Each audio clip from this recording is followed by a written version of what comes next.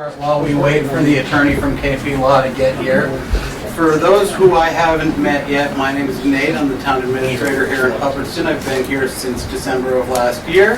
This is Candace Livingston. She is our town clerk. She's been here 4 months now?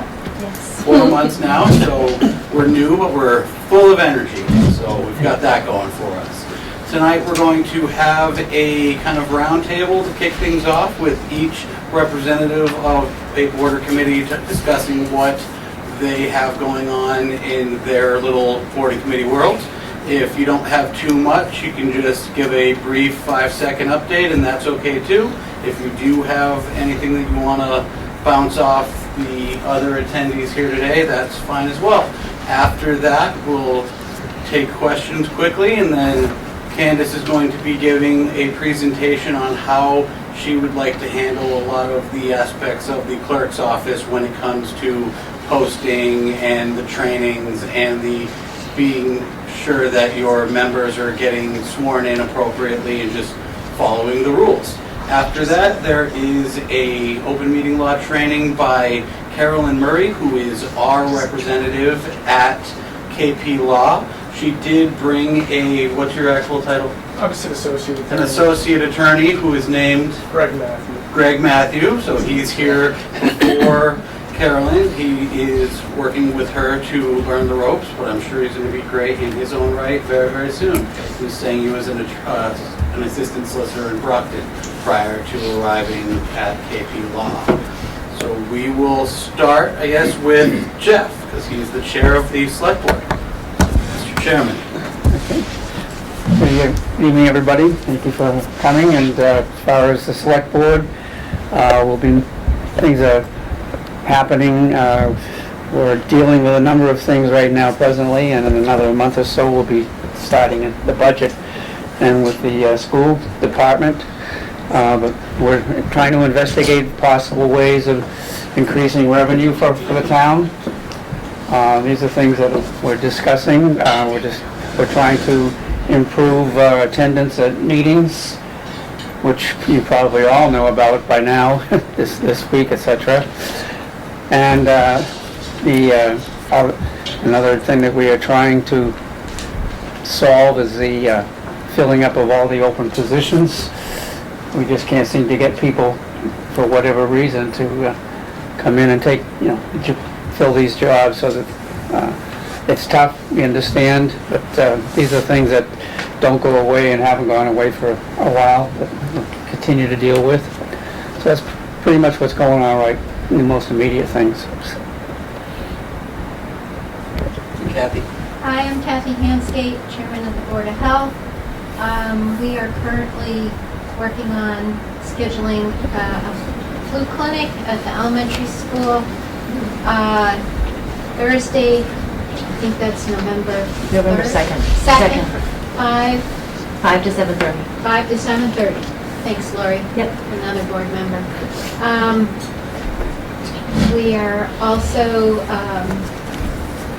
looking at maybe hiring a part-time nurse for a few hours a week, but we're still going through the discussion of all of that.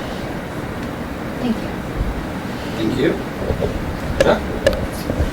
Chuck Reed, I'm here representing the Finance Committee and capital planning as well.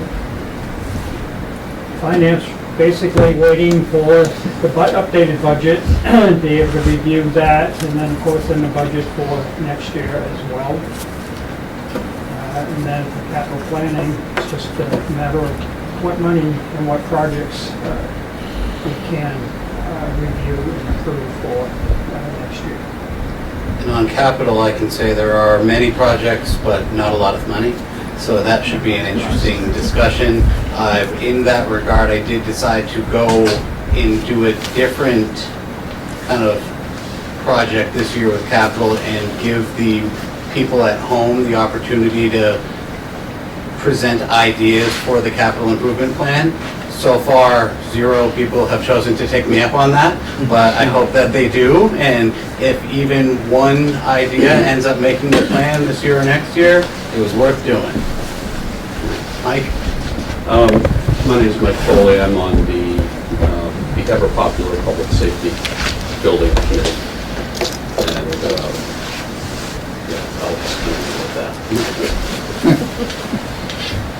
Public Safety Building Committee has been going on tours of different facilities, and now they are kind of bringing it all back together. Mike Stoll is also on the committee, so that should be a discussion in the coming months. I know their chair had a few family issues recently, so they took a couple weeks off, but they should be meeting relatively in short order. Sanda, the not Parks and Recreation Chair. I'm Sanda Berry, I'm chair of, well, I wasn't, I was until June, of the Parks and Rec, or actually it's just Parks these days, and CPA. Like you say, not a lot of volunteers, so Parks was down to one person. So there was no parks, so I got roped into being appointed again. And we do have 3 new volunteers, which is nice, so we're trying to reorganize the Parks Commission and trying to have a meeting.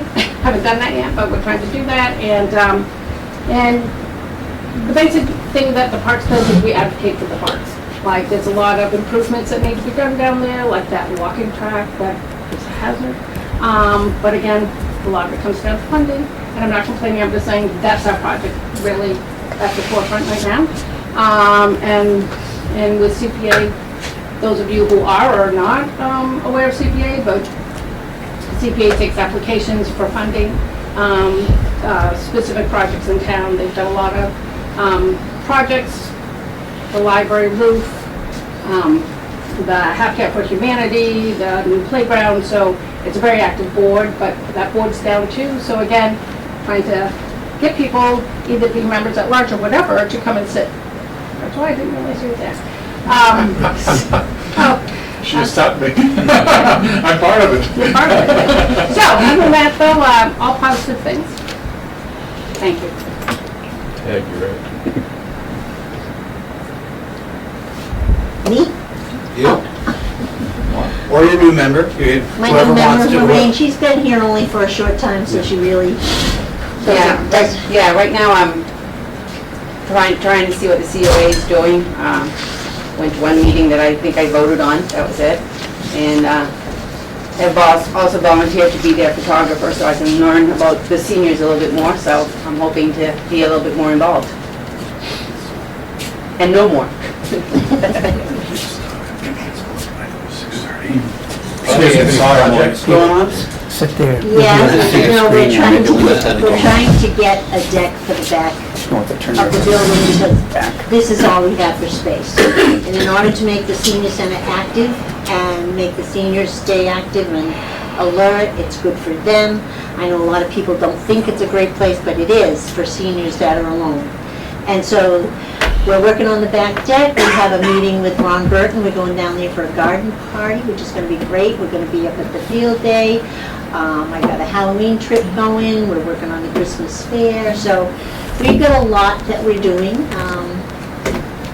That's about it. I think our board is pretty well full. I don't think we need anyone there, so that's all I got.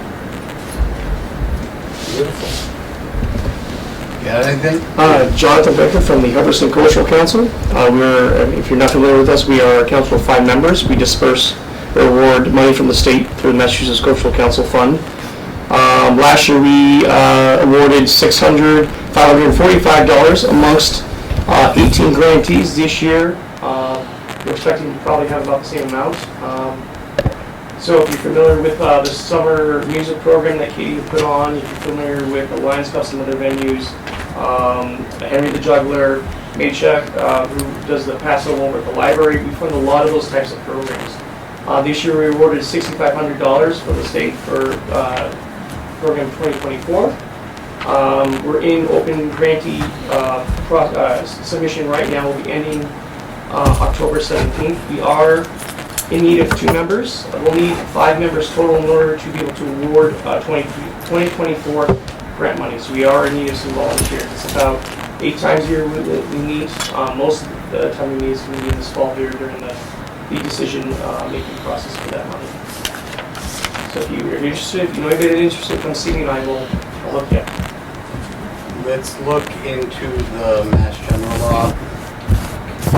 Do you need to be a resident of a community to be part of their cultural council? Not necessarily, depends whether or not the charter has a provision, and I don't recall your charter restricting boards to. Jonathan, I'll check that, because if I can voluntold Candace to be on it, we'll see what we I can did do. actually check with our Massachusetts representative from Boston there. Positions such as select board, secretary, things like that are not allowed. But we do have one individual who is a trustee member for the library who is part of our council. So I did check with that. So if it's a smaller position, that doesn't Select involve board, much. fine. Perfect, thank you very much. Sorry for putting you on the spot, Karen. Hi. Hi. Maria Maria. Chouinard. I'm the chair of the Affordable Housing Committee, and we're just getting our feet underneath us. Yeah, affordable housing is going to be interesting in the coming years because the Healy administration does have a rather large spotlight on affordable housing, and there is a lot of planning going on with MBTA adjacent communities, but I can't imagine that that will be it, that it'll grow past that eventually, so it's really something that we should be paying attention to. I'm happy the Affordable Housing Committee is getting going. It's not something that's here today, but it'll be here in the years to come. So, thank you. Laura Tamelia, I'm Board of Health, as Kathy said, we're working on that vaccine clinic for November, and I'm also the school liaison. So I go into the Hubbardston Central School, I help Raya, because I'm also a nurse. I help her in her office with the kids, and right now, Quabbin as a district and also us as a building are working on an evacuation plan for the building, for a place for the kids to go. So that's what's underway for them. Thank you. Mike? Mike Stahl, just a community member at large, but I am on the Public Safety Committee, Public Safety Building Committee. Francois? I'm Francois Steiger. I'm a member of the planning board. Planning board, as you know, has had a very active year this past year. We've been working on special permits, mainly with regards to cell phone towers that have been now, the last one was approved very recently, which is up in north of the, close to Route 68, close to the Gardner. And so hoping that this will bring some better reception for cell phones around this area. In addition to this here, we have a number of A&Rs that come to us, and also when it comes to special permits, we've had numerous discussions in various different types of topics. We also look at the situations when there's certain things that happened regarding to roads that we have, which are the scenic roads, and therefore impact the scenic road bylaw. In addition to this here, I personally also am part of the CIPC, which is part with Chuck working on the capital improvement.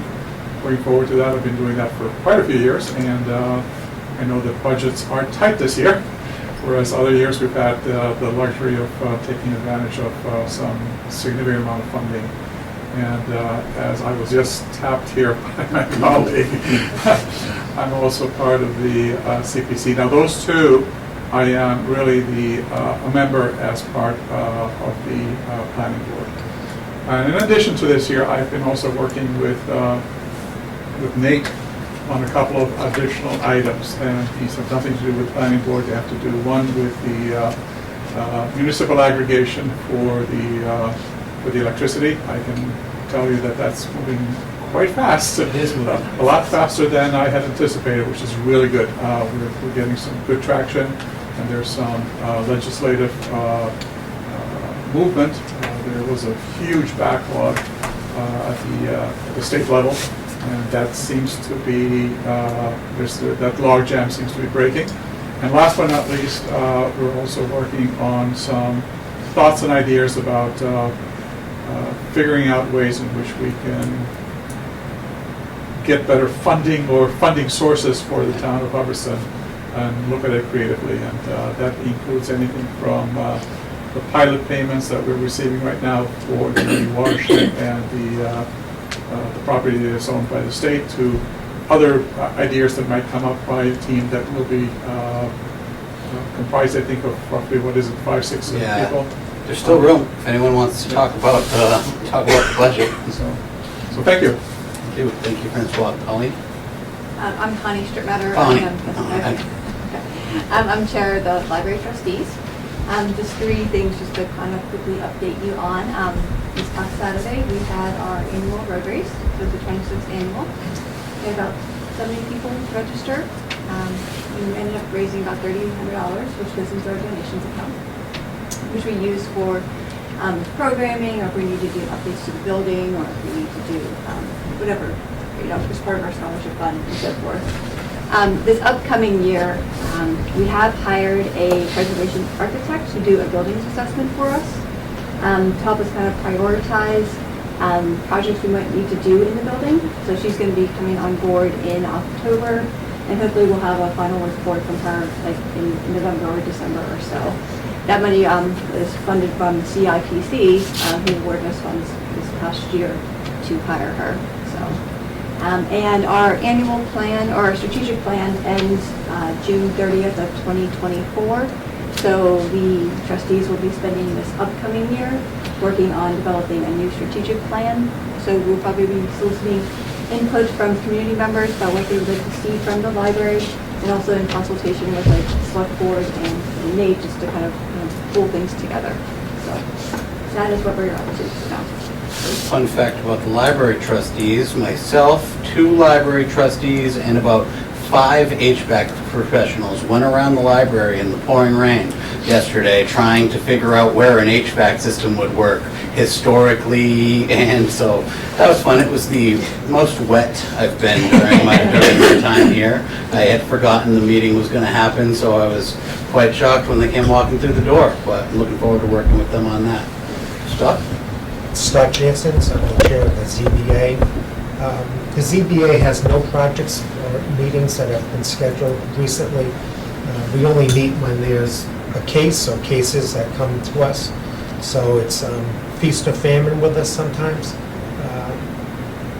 Other than that, we do need at least 1 board member, I believe. So I'll probably be reaching out to Nate and talk about that a little bit more. Thank you. Gary? And my family's lived in Hubbardston since 1894, so I have a passion for the history of the town. And I'm on the cable committee, and I produced about 30 documentary films, historical films of Hubbardston that are on YouTube and local access. And I'm also chairman of the historical commission. In the past, projects we've done, we got the Paris Cemetery gate repaired, we got the Clark and Bell restored, so there was going on the hour, but I've got to find out why it's not doing it now. And then Betsy Browning Monument, we had that restored. Royal Glen Cemetery, we got that on the National Register. And we're working to get Betsy Browning Monument. If you're familiar with that, it's on Williamsville Road, the cutoff monument where a woman was killed in a buggy coming home from church. So, in the 1800s. I think it's 1827. So we got that restored and working on other projects that get on the National Register. And it's a great town. I love the history of it and make it available for everyone. I wrote a book on Hubbardston, pictorial. Working on my second one now. It's almost half done. All right, thank you. Yep. I'm here on the Open Space Committee. Rick is probably going to give the official report. Anybody? Yeah, hi folks, I'm Rick Jones, I'm on the Open Space Committee. Main projects we're working on right now are a update of our open space and recreation plan. The current one expired end of March, and it's a required document if you want to go for any state funding in particular. Usually other grants, they like to see an open space plan. So we convened select board convened a ad hoc committee to get input from the various committees in town on what they'd like to see in that open space plan.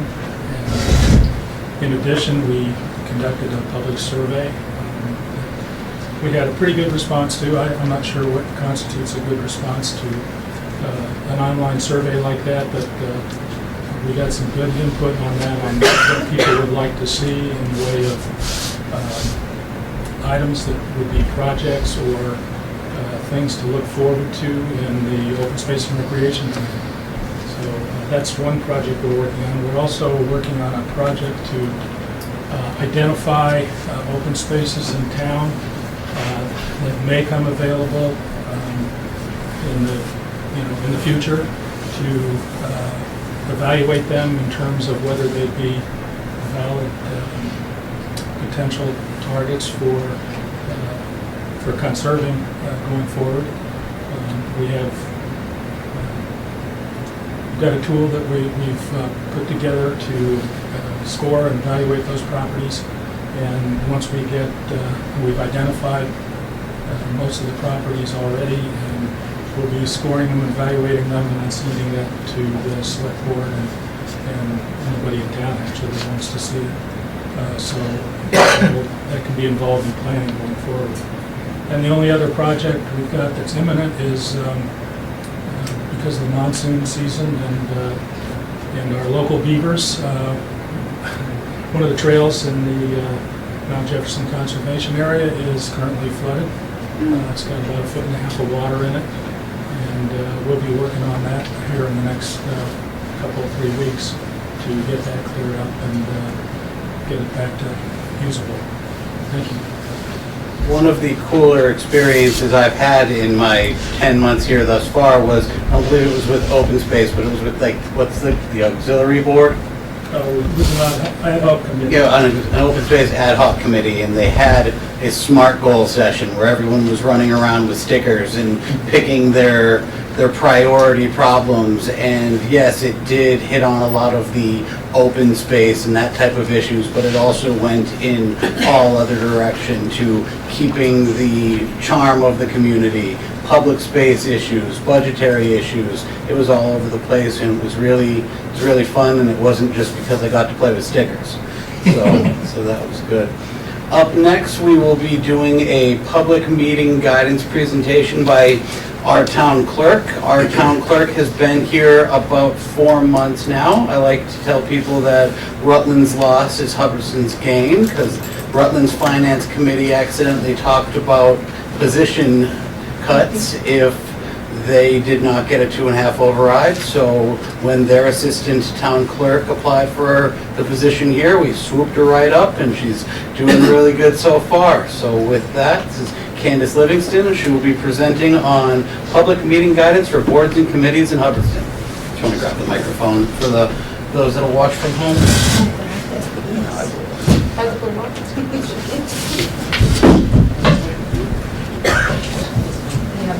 I do. I'm opening it right now.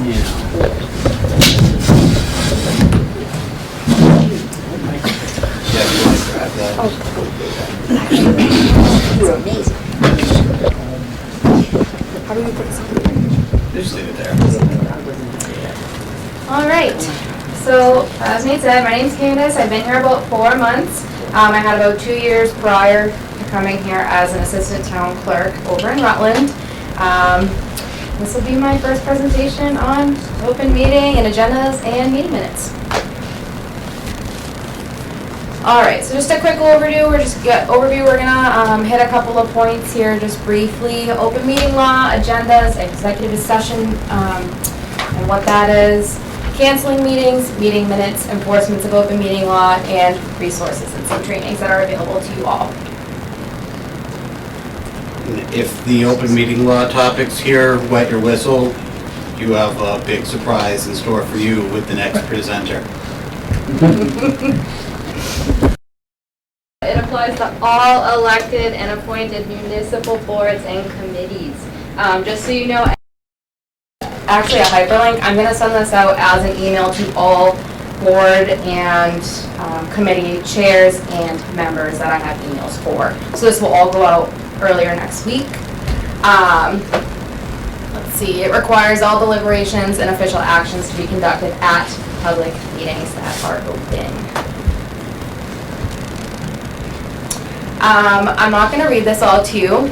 You guys can look at that when you get the PowerPoint. It's really just defining Chapter 30A, Section 20. Agendas. They must be posted 48 hours in advance. That's excluding Saturdays, Sundays, and legal holidays. The posting method in Hubbardston is actually our town website that was voted in a little while ago. So you need to be able to send it to me either PDF and Word, and I will actually get your agendas uploaded for you. I do that so I take the burden off of you. I take the responsibility off of you. I put it on myself. It's going to be a lot easier once it's in my files. It's going to have the timestamp on it, and that's what we need for record retention. Never assume your agenda has been posted. I'll always reply via email. I'm usually pretty quick with it. It usually happens within the hour, but sometimes I do get busy. If I don't answer you, please email me again. If you don't utilize email, agendas can be hand-delivered to me, and I can scan and upload them myself. So don't worry if you don't utilize email, but just remember to send your agendas. I think I've heard through the grapevine that there are some boards and committees that are actually meeting without posting meetings. We can't do that, ever. All agendas need to include date, time, and location, topics to be discussed, documents to be reviewed, and any executive session any executive sessions that are needed. Not every meeting requires executive session. We'll kind of go into those in a minute. Just so you know, agendas can be revised within 48 hours, so you can send it to me.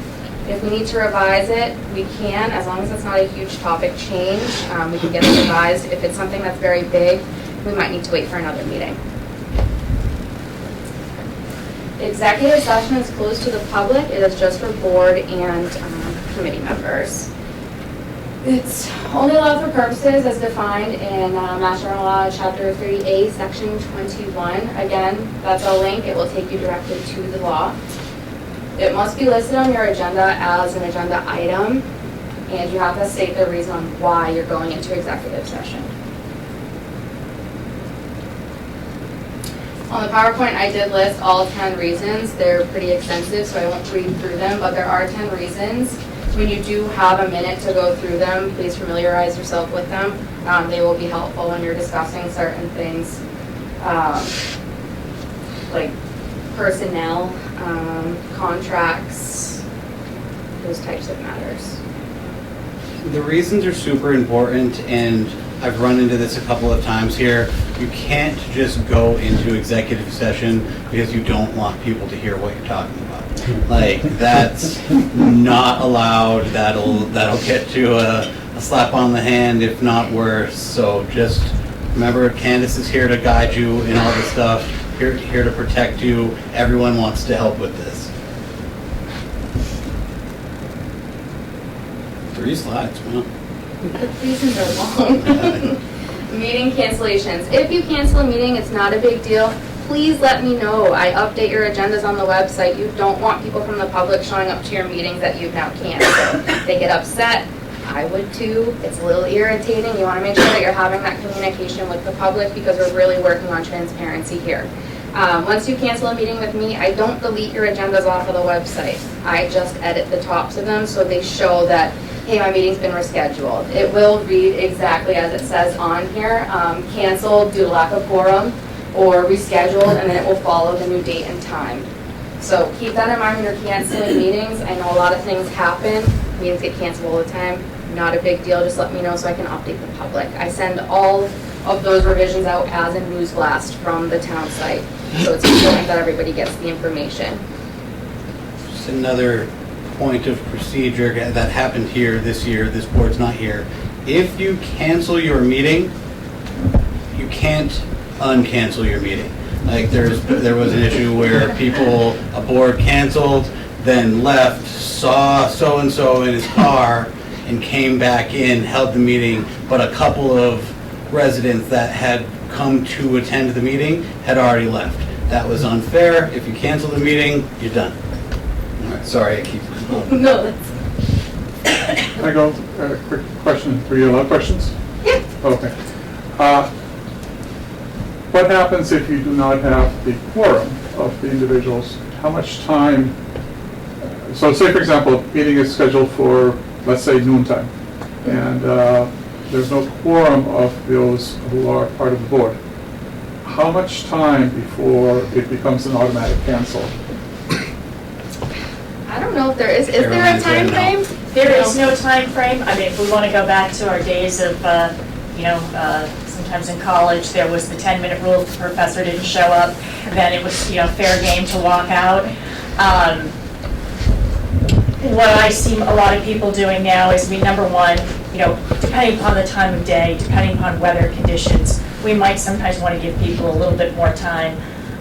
Or, pull out your cell phones and call your other board members and say, are you on your way? Because if you're, just at the stoplight, just down the street, we'll wait for you. But if you aren't going to make it and we're not going to be able to get a quorum, then we might as well let people know now and go home. But there's no rule. Whether you want to set an arbitrary amount of time, 10, 15 minutes, you can certainly do that. So a reasonable amount of time. The reason I'm asking is that if you are, say for example, have a meeting scheduled at noontime again, and let's say it's half an hour, 45 minutes later, they have not shown up, and they're actually telling you, well, it's probably not going to happen. I'm a member of the public. I mean, is that considered a cancellation? If the board cancels it, that I'm not talking about the board. A member of the board said that. No, it should be the board. I mean, if you don't have a quorum, then obviously you just there is no meeting. You must just say, apologize to folks and say, we'll have to reschedule the business to another day. But typically it isn't just any one member or a member of the public that decides that the meeting does or does not go forward. Thank you. The meeting never happens unless there's quorum. Well, that's just the point. It's like 45 minutes later, and there's still no meeting. I would hope that the meeting would be canceled significantly before 45 minutes. Yeah. I would have expected that to. Well, assuming the person who is late or doesn't show up is the chairman, is not the chairman, I'm assuming the onus is on the chairman to then be the one to cancel the meeting. Yeah. If the chairman is not there. Vice chairman or whatever, but I think that would be my understanding from the select board point of view. If that happened to us and I was there, it would be my job to cancel it. I get it. I bring it up for two reasons. To make the decision. I bring it up for two reasons. A, we have a very small community here. Yep.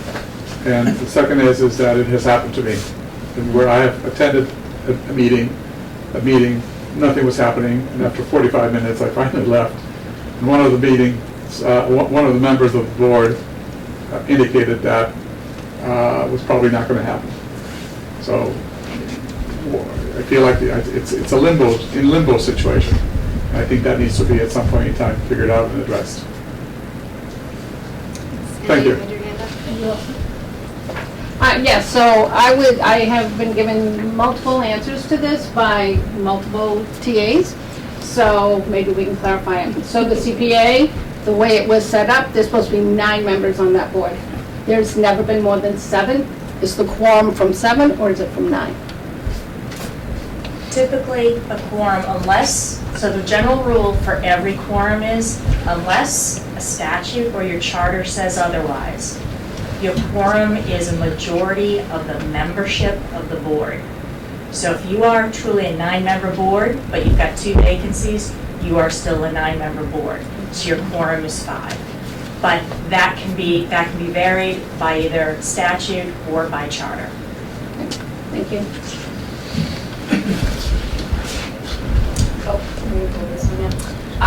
Meeting minutes. As I mentioned on the agenda slide, our town website is our posting place. I strongly encourage all boards and committees to get their meeting minutes up on that site. It is very important when it comes to public records requests and for any resident that's just looking for information on what has happened at previous meetings. The majority of boards and committees here do not have their minutes on the site. I have been trying to track them down. I'm sending out emails corresponding with each agenda and minute that is missing. I have not received many responses, unfortunately. I think it's very important because the meeting minutes are a record of your open meeting. Meeting minutes should contain date, time, and location, list of members present, list of members absent, summary of all discussions, exact wording of motions, and the votes taken, and also a list of documents used, signed, looked at, etc. On your tables, you'll find some examples. There might not be some on those back tables, but these will go out in the email as well. Of agendas and minutes that correspond with the agendas. These are two different ways of doing them. There's a lot of good examples also on the select board page. I just didn't have enough paper to print off all the select board minutes because those are a little extensive. But if you want to take a look at them, just to see what they include in their minutes and how you might do them for your own board or committee, just compare and contrast there. I just thought those were some good examples. When possible, minutes should be reviewed and either, accepted or approved at the next meeting. When you have a meeting and you take the minutes, if somebody requests those minutes, you have 10 days to really produce them and give them out to somebody. You can release unofficial minutes, but it has to state on them that they haven't been accepted yet. Just disclose that on there. But I would say it's definitely best practice just to try to get them approved at your next meeting. You can send all approved minutes by email to me and I will get them up on the website. Mentioned before, if you don't utilize email, feel free to bring me a hard copy. I will scan and get it into the system. I believe Cemetery Commission actually has some handwritten minutes that Marcia Howlett has done for them. She brought me the copies that I just took a copy of and put them up on the site. So if you don't want to use email, that's fine, but I still need the copies. I want to get everybody's page up to date for the public. It really helps with transparency. And just a little reminder on the bottom there, just to check your page. Make sure you guys are paying attention to that. I'm one person, so it's very hard to be corresponding with that, and I do 2 departments. So please take some initiative there. Yes, Gary? Secretary of my committee, she's been there 35 years. She's 85 years old. Okay. And this was so confusing when you told her that she dropped down to, not to be secretary anymore. So minutes should be taken regardless. There should always be a record of the meeting, whether they're typed or written.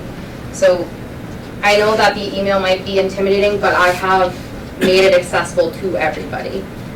If people don't take me up on my offers, I can't really force them to do anything. If they resign, I can't help it. We have to follow the rules. These aren't rules I've made up. Minutes need to be taken. Yes. Again, are we compliant with the open meeting laws? We do not read the minutes at the meeting?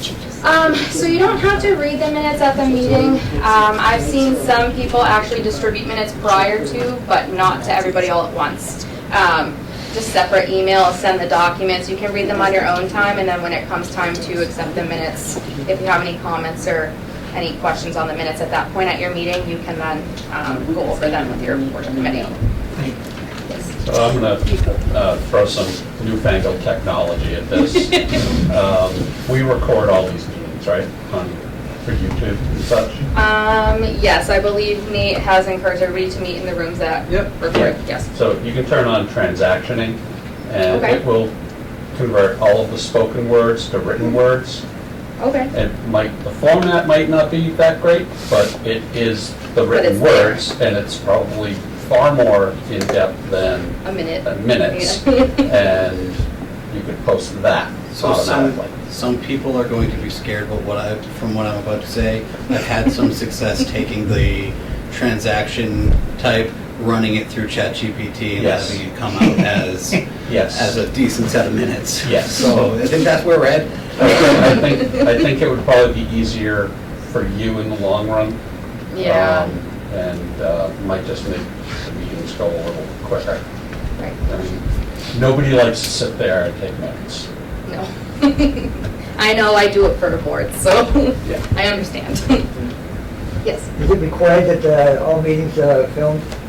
It's not required, it's just highly encouraged. Because I might lose half my members if they insist that. Gary, you're on the Cable Commission. Yeah. The historical. Run what you brung. Yeah, it's not required, but I don't mind, but the committee, the older people, and I'm quitting if they do that. You can wear a mask. I had the same thing, Gary. That's what they said when they started that. They wanted to record us, and my board didn't want to be recorded. They did not want to be filmed, they did not want to be recorded, and I did lose a lot of my board members that I had when they first started this. They did not. So now the ones that stayed and the ones that don't want to be, they put their back to the camera.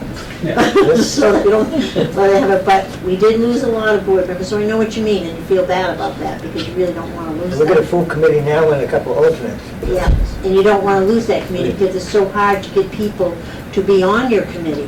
So now if you force people to do that, then you're gonna lose your committee, and it's hard to get people to come back onto your board. So I think Candace just said you don't have to be filmed. We don't have to be filmed if you don't want to, is that right? it's not required. So- The meetings aren't required to be recorded. So as far, I thought that we had to be filmed. Pretty darn close. That we had to, so my board, I did lose them. But with Gary, where he has a lot of older seniors, and they really do not want to be on TV, and they do not want to be filmed. That might be an exception. I think it's a reasonable balance here to maybe put something in front of the lens for those meetings that people are that adamant about it. But as a citizen, I think they should be recorded. So Gary, let's chat. Let's not take up too much of tonight because we do have a second presentation. Let's have a talk, me, you and Candace, and we'll talk about the minutes and the recording, and we'll see what we want to do. If it ends up that historical gets some special treatment, like we record the voices or something like that, we'll figure it out. But let's talk about that after this tonight's session.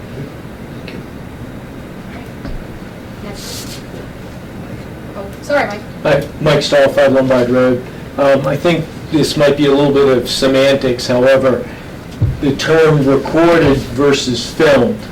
The video is one thing and the audio is another. And we can wait for our legal consultant to probably help clarify this. The other thing, whether or not the recording, be it video and/or audio, whether or not that can serve directly as meeting minutes. So you don't have to summarize or do them separately. No. And that's for, Nope. okay. Nope. Okay, that's the Nope. answer. Good. I'm not sure a lot of people know that, whether or not. So, good clarification. Thank you. Things to keep in mind. All deliberations and official actions need to be conducted at an open meeting. Like Nate mentioned before, there is a board that admitted to us that they like to go out and talk about certain things that involve their board. When there was a quorum present, we can't do that. I'm sorry. Only use email for distributing agendas, documents, scheduling. No opinions or deliberations shared through email, and please be mindful of interactions with fellow members on social media. People are watching you, they are reading everything that you're saying. Keep that in mind. Something else with email, be aware of the reply all button. If your admin or the secretary for your board is sending you your agendas or any type of meeting document, don't hit reply all, just reply directly and just saying received. There's no discussion need to be had if you're just reviewing documents prior to your meeting. Can I make a suggestion to teach Yes. those folks? Have them send out the email, but put the people's addresses in BCC. That's a And good then idea. then if someone hits reply all, It the just other goes to person the is going to sender. be the original sender. That's a good point. If I may, that won't make a difference for the open meeting law. Whether or not you distribute it directly and copy everyone or BCC, that's not going to matter for the open meeting law. But to Candace's point, don't reply to it. Just receive your documents and wait for the meeting to hold all your conversation. I'd say this topic is going to be hit on pretty heavily in the next presentation, so let's go to the next one. Okay. Training and resources. If you go to mass.gov and you can search open meeting law trainings, there are actually webinars that are held, I would say almost every week. I believe they are free. And they are just a good refresher. I highly encourage taking at least one of these webinars once a year. Just get back into those modes of making sure there's checks and balances here when you're thinking about open meeting law, meeting minutes, agendas. Any questions you might have might be answered in those webinars. If you'd like an in-person training, let me know and we can schedule something. Maybe we can make it available to multiple boards and committees. Open meeting law information is also available on my page on hubbardstonma.us. There should be a law tab with open meeting law and conflict of interest. And you can also request resources from me whenever you need. Also use me as a resource. If I don't know the answers to your questions, I know exactly who to reach out to get those answers for you. So please don't hesitate to ask me anything. I want to say when you are appointed or elected to a board or a committee, I swear you in. When I swear you in, I also send you your documents, which contain your open meeting law guide. I send you your conflict of interest summary. I send you your ethics training. All of that is important. I'm not sending it for fun. It is required. It's also required that you guys, try to read through that and keep up with those things. You guys should really take some responsibility overall too. I will be sending out everything again in an email just to make sure that everybody is in compliance with everything. Is there any other questions? If you're not the most techie, let us know. This is a requirement underlined, like it needs to happen. We as a municipality, you as an individual, and as a board can have ramifications for not doing this. So if she sends you a link or you don't have an email or something like that and you want to come here, we can get it done. But I don't want to trounce on this too much more because it is a whole next presentation. Yeah. And then on the end of this PowerPoint is just my contact information, just my email and my phone number. You can contact me anytime if I don't get back to you right away. I am busy in there, but I will get back to you. All right? Thank you very much. All right, up next from other smash hits such as town meeting and special town meeting is our legal counsel representative from KP here to do a presentation on the open meeting law, Carolyn Murray. Well, see, Candace covered it all, so Yeah. we can all just go home now. Good try. You're, okay, you're not funny, thank you. Thanks. So while Nate is getting that opened up, as you mentioned, I'm Carolyn Murray from KP Law. I'm also here with my associate, Greg Matthew, who helped pull some of these materials together. There's obviously going to be an awful lot of overlap between some of the things that Candace just went through and what I would normally cover. You'll have Nate has the PowerPoint presentation. I'm sure he can put it up on the website or make copies for folks and make it available for you. So the way I like to do trainings is anyone could sit here and just read the slides to you. And by about slide 5, your eyes are going to glaze over, as are everybody else's. Ask questions if you've got questions. Or if there's a situation that you've encountered. We don't want to talk about anything really specifically that you've dealt with. But if you have some examples of some situations, hypothetically that have occurred, like Francois earlier was talking about, the waiting for a meeting to get underway. We don't need to necessarily identify what meeting it was or what day it was, or you're certainly not looking to embarrass anybody. But, this is training for your benefit, so ask the questions, while we're here, because happy to share with you anything that we possibly can from our experience. So with that, thank you. So this is our disclaimer that we put at the beginning of all of our trainings, which basically just says, we really should not be talking about anything specifically here, just keep it hypothetical. We have members of the zoning board, we have members of the planning board here. I'll pick on them just because they are two boards that when they make their decisions, they are required to make their decisions based on information that's received in the context of a public hearing. So we don't want to be talking about the project that's before the planning board next week in this context tonight. So let's keep it all on a hypothetical level, please. Thank you.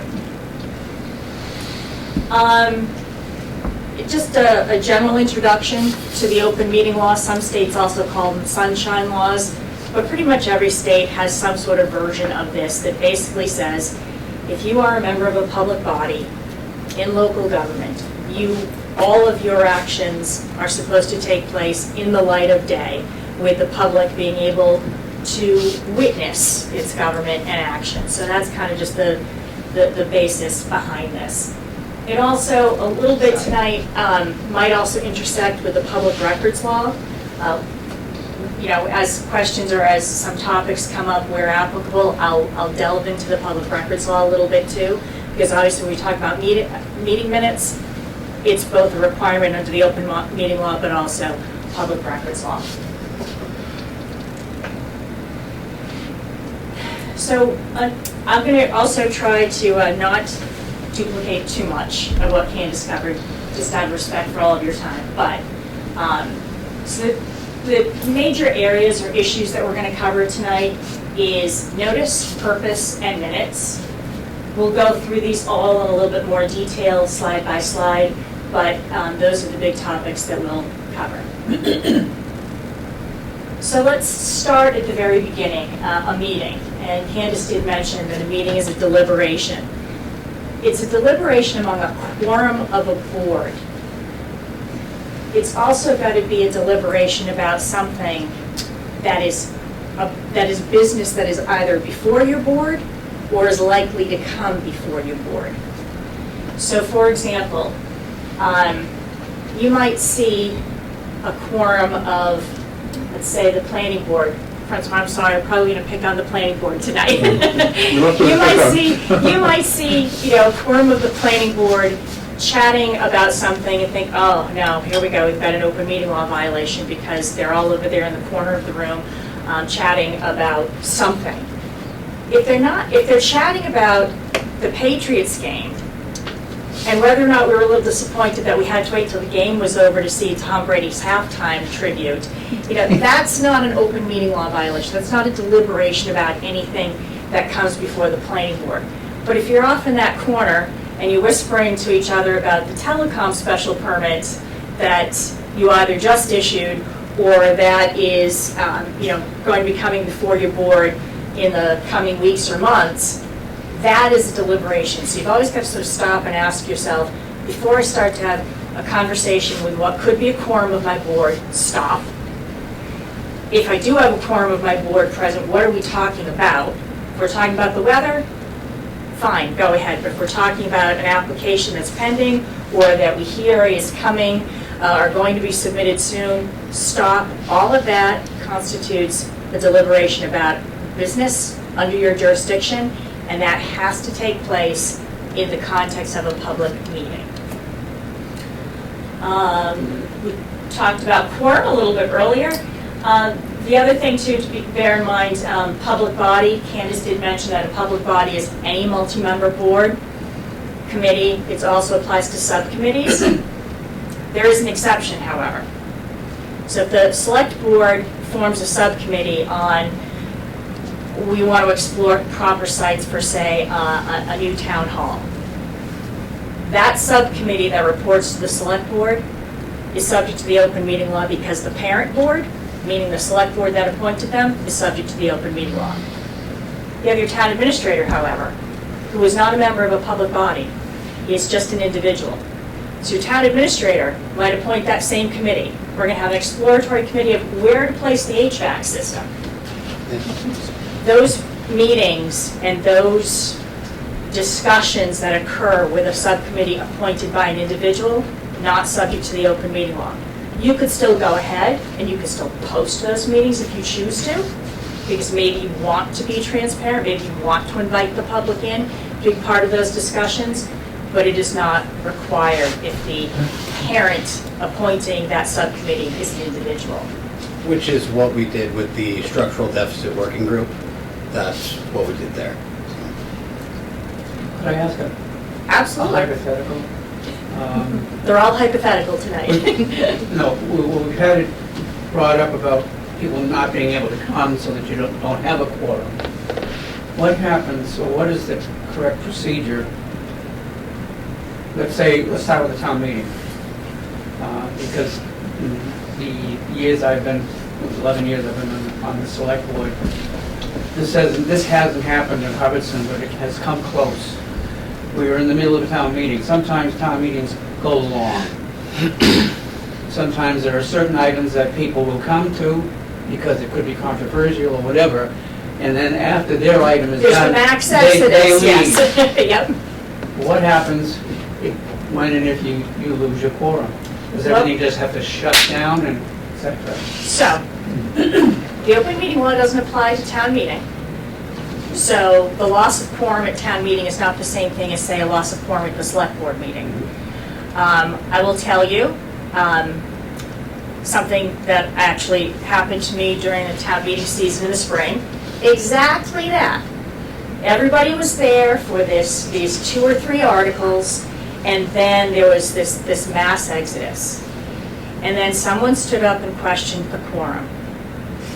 And the moderator then said, so as I understand it, you are questioning the quorum. Do you understand that if you question the quorum, I now need to do a count to determine whether or not there is a quorum? And if the ultimate decision, the ultimate count revealed that you had lost a quorum, the only thing left for the moderator to do is to adjourn town meeting to a date certain. So in this instance, we were down by something like 11 bodies to achieve quorum. And all of a sudden, people was like, oh, that's it, we're done for the day. Like, oh, no. So I got the chair of the select board and the moderator said, no. We're not going to get a quorum tomorrow or the next night if everybody has walked out tonight. So we've got 5 articles to get through. Why don't you call a recess, everybody pull out your cell phones, and call 11 friends and get them back in here so we can finish the business. We had about a 20-minute recess, people came back in, we finished it up. I've also seen sometimes where the moderator will say to someone, maybe not so subtly, do you understand that if you challenge the quorum, I have to take account? And do you understand if we don't have a quorum, we have to adjourn town meeting and come back another night? I have seen people then say, oh, excuse me, Mr. Moderator, I just look around and I'm satisfied that we have a quorum, and they sit down. And that's the end of it. You might only have 25 people sitting in those seats. And that may not technically be a quorum. No challenge. But if there's no challenge to the quorum at town meeting, you're fine. But not as easy at the select board when, there's 5 of you, and they'll notice if it drops down to 2. Thank you. So, Yep. excuse me. Yep. So, if your 11 people, get up and leave, you don't know whether you lost quorum, you gotta do another count, correct? Correct. So if you don't do another count, you still continue business. Yes. Okay. Yep. That's why I said, you will see some elbowing and whispering going on with more veteran town meeting members who are like, tell that person who just challenged the quorum to sit down. Yeah. Because we all want to get through this and go home. Right. And that's perfectly legal. Right. That doesn't, As long as you count in the beginning of the meeting and get through all your warrants. That's right. You never have to check the quorum again unless someone challenges it. Okay. Okay? Oops. It's being interesting. This is the second time it's done it. The TV shuts off. Yes, sir. I'm curious about an individual or several individuals doing their homework before a meeting. How do you distinguish between someone doing their due diligence to bring good information to a public meeting and that work being a public meeting? So I assume that due diligence involves a group of folks? It may, it might be one person. Okay, well, if it's one person, we don't have a quorum. So you can do as much research or due diligence as you want about anything that's coming before your board. It's when you have a quorum of your board. And it doesn't necessarily have to be that we meet in presence, or that we meet physically in the same place. It can also be a communication that occurs by email, by telephone. It could also be you email one member of your board, you say, gee, I just drove past and did a site visit, and I think blah, blah, blah, blah, blah. Well, your communication with one member of your board doesn't violate the open meeting law. But if the person you spoke to then runs into somebody else at the coffee shop and says, oh, I just ran into Tom and we were just talking about the site visit, if that now means that there are 3 members of the board and that 3 members constitutes a quorum, you've now had serial deliberations about a project outside of an open meeting. It's an open meeting law violation. Now, I will also say this. It's only it may be an open meeting law violation, but you probably get away with an awful lot of violations because what it takes is someone has to actually make the complaint. So someone has to know that, that Tom spoke to Bob and Bob spoke to Sue. And that's not as easy for folks to see when it's done either in person or just by individual email links like that. But it doesn't make it any less of a violation. So just something to bear in mind. Yes, sir. Based on what you just said, just re-clarify the difference between a couple of people doing due diligence to get ready for a meeting and a subcommittee doing the same things. And the subcommittee does not constitute a quorum of the whole committee, but is assigned by the whole committee to be a subcommittee. So again, if it's an official subcommittee, and by official subcommittee, I mean the board, there has to be some board that creates the subcommittee and charges it to do something. If you have a subcommittee meeting, it's subject to the open meeting law if the parent board is also subject to the open meeting law. And there's, honestly, with the board, there's never going to be a time that a board isn't subject to the open meeting law. But if a quorum of the subcommittee is 3, and say a quorum of the parent board is 5, and 2 of you get together and compare notes or are looking at plans or are, talking about something, that's not a violation because you have to hit the quorum. Okay. Thank you. Okay, we might be doing this the good old school way, No, which we're is gonna why I get it back, no matter how many times we have to do it. Unless anyone's got another question and We're to gonna just keep get this it- going, We're right? gonna get it back no matter how many times we have to do this. Experiencing a little bit of TV issues.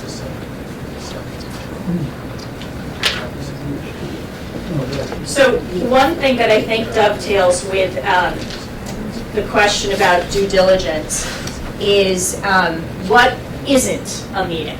And I think one of the hardest things for a lot of boards to figure out is the site visit.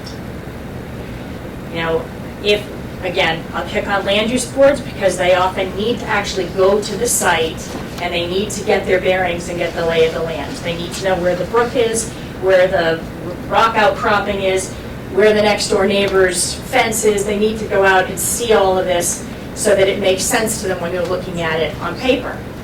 Lots of times boards will say, in the context of their public hearing, they'll say to an applicant, I think it would be helpful if the board goes out and they do a site visit.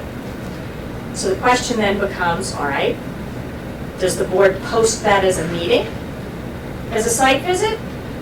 Or do we not post it as a meeting? Now, it used to be before, 10, 15 years ago when they revised the open meeting law statute, it used to be that if a quorum of a board showed up at that same location for a site visit on a Saturday morning to walk the grounds, that was a meeting. It's been modified so that you could have a quorum of the board, go to a site all at the same time, and walk around and get your bearings, and it's not a meeting. However, you cannot deliberate. And the definition of deliberate is so broad that I kid you not when I say you might be able to open the plan and say, that's where the barn is, that's where the brook is, that's where the fence is. That's about the extent of it. Getting into any more detail about it could arguably be a deliberation, and therefore you should have posted it as a public meeting so that you could deliberate. But now here's the downside. to posting a site visit as a meeting. All of your meetings have to be not just posted, but they have to be open and accessible to the public. Now, you can have meetings on private property as long as the private property owner gives you permission to do that. They don't all have to be in a town building. So, now imagine yourself as an applicant before the Board of Health, and you're there to have a new septic system upgrade, or maybe you want to keep livestock, or whatever it might be. You don't get along so well with your next door neighbor, who shows up at the Board of Health meeting to speak in opposition to whatever permits it is that you're seeking. If I'm the applicant, and the board wants to do a site visit, I might be perfectly open to the board coming and like I said, getting their bearings, getting the lay of the land. But I have to understand that if the board posts that as a meeting, my next door neighbor can show up Saturday morning at 9 a.m. and walk my property too. So if the property owner does not want to open the property to the public, you cannot post that as a meeting. The board can still go, the board can still have a site visit, but it is not a meeting, it is not posted, it's not open to the public, no deliberations. Another thing to bear in mind is accessibility. You know, you might have a private property owner that says, sure, everybody come to my site, 9 o'clock on Saturday morning, I'll have coffee and donuts for everybody. I've been to one of those sites where it was like a sheer cliff, where they were cutting into, it was an earth removal situation, they were cutting into this. You've got state highway and maybe 10 feet and sheer mound of soil. And there happened to be a member of the board that had mobility issues, was actually in a wheelchair. That member of the board could not go and explore the site the same way other members of the board or I could explore the site to get her bearings. Your meetings have to be accessible to folks in that regard too, so bear that in mind. You probably don't want to have someone that has some mobility issues coming to, say, an active construction site. That could be a public safety issue. So take that into consideration when you're deciding, do I want to have a site visit and post it as a meeting, or do I just want to have a site visit and not post it as a meeting? Assuming you decide to have a site visit that is not posted as a meeting, the recommendation from the Attorney General's office is that you all then come back to your next board meeting. You all talk about the fact that you went to the site visit Saturday at 9 a.m., and now you start to discuss the observations that you made, or you bring the public in, since they couldn't go to the site visit because it wasn't a meeting open to the public. You now share your observations, or perhaps some information that was learned as a result of that site visit. That kind of helps to document what the board saw, but also it gives the board members who weren't allowed to deliberate at the site, it gives them a chance to then share their thoughts and opinions in the context of a meeting and bring it all together. Yes, sir. Please finish your point, but I feel like this would be an appropriate time to use as a jump off to talk about a problem that a few people have had. What do you do with that neighbor? If the whole street comes in and says, 7 Johnson Road is doing X, Y, Z, and they go to a board, what's the procedure there? Because you cannot talk about somebody in an open meeting without letting them know. Well,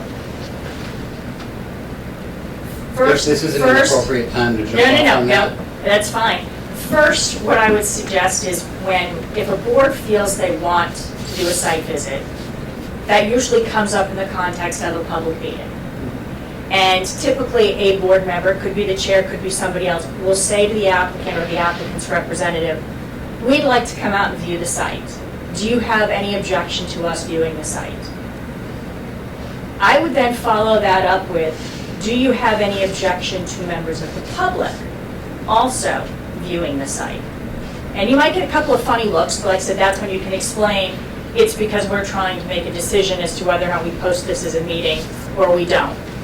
If the applicant objects, you know, they don't even have to give you a reason. This is my property, and I'm only allowing the people that I want onto my property. That's the applicant's decision right then and there. So that forecloses the ability for any members of the public to show up and join the site visit. We're going old school. That was 6 times. Did that answer your question, or was there a second, was I there was another more part wondering too? about complaints. Like, so-and-so gets 4 or 5 complaints, the board wants to talk about it. How do they go about that? Complaints in terms of, say, a violation A violation. of a bylaw or something like that? I'm trying to keep You want it to bring as someone broad in? as, yeah, you want to bring someone in or at least talk about it. You need to bring them in and you need to tell them about it, correct? Do you mind holding that till we get to executive session? Because I do get into that there. Absolutely. Okay. All right, so we're still going old school. Yeah, I'm sorry, everybody, the TV shut off 6 or 7 times, so. The other thing that does not constitute a meeting, this comes up periodically, is, you know, we're having a retirement party for so-and-so from the Council on Aging, and everybody wants to show up and wish so-and-so well. You can have a quorum of the board there. That is not a meeting, but I always suggest to people, again, don't go off to the side of the room and be seen chit-chatting with a quorum of your board, because there might be somebody who suspects that, oh, you're obviously deliberating about something that you shouldn't be. So deliberation, I told you, has a pretty broad definition. That Candace covered earlier, the fact that you can send, say, an email to the quorum of the board saying, here are all of the materials for your Tuesday night meeting. That's perfectly fine. You can email your entire board and say, ugh, we're getting a hurricane next week, so it looks like we can't meet on Monday night. Can you meet on Tuesday night instead? And everyone can respond about their availability on Tuesday night. That's all perfectly fine. Even, quite frankly, if you're distributing those package of materials to board members, and if everybody, you know, hits reply all and says, thank you so much, see you Tuesday night, that's fine. Those aren't deliberations. When we cross the line, however, is you distribute those materials to your entire board, and someone then says, here's the traffic study from, the project down on 68. It will be discussed on Tuesday night. Fine. Stop there. Go no further. If that member proceeds to say, and if I'm reading the traffic count correctly, there's no way in the world I'm ever going to vote to support this project. You have now deliberated. You have now expressed an opinion on business that is coming before your board. I get a lot of board members who say to me, yeah, but it was just one member, and nobody responded. That used to be the way the Attorney General looked at these things. Now it doesn't matter. Now just that one member going out to a quorum of the board expressing an opinion, even though there's no response, that is now a violation of the open meeting law.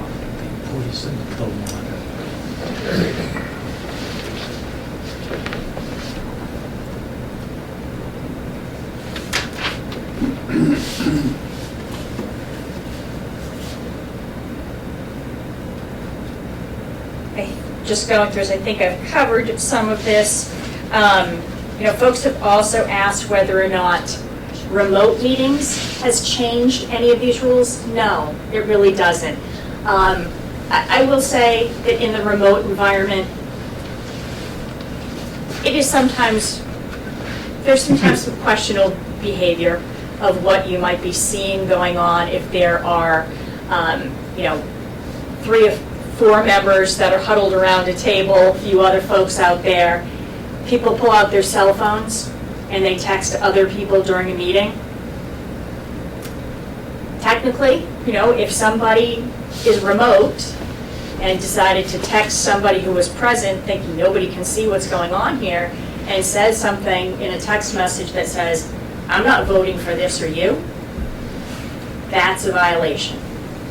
So keep those things in mind. Just a question on the follow-up on Sure, that. yep.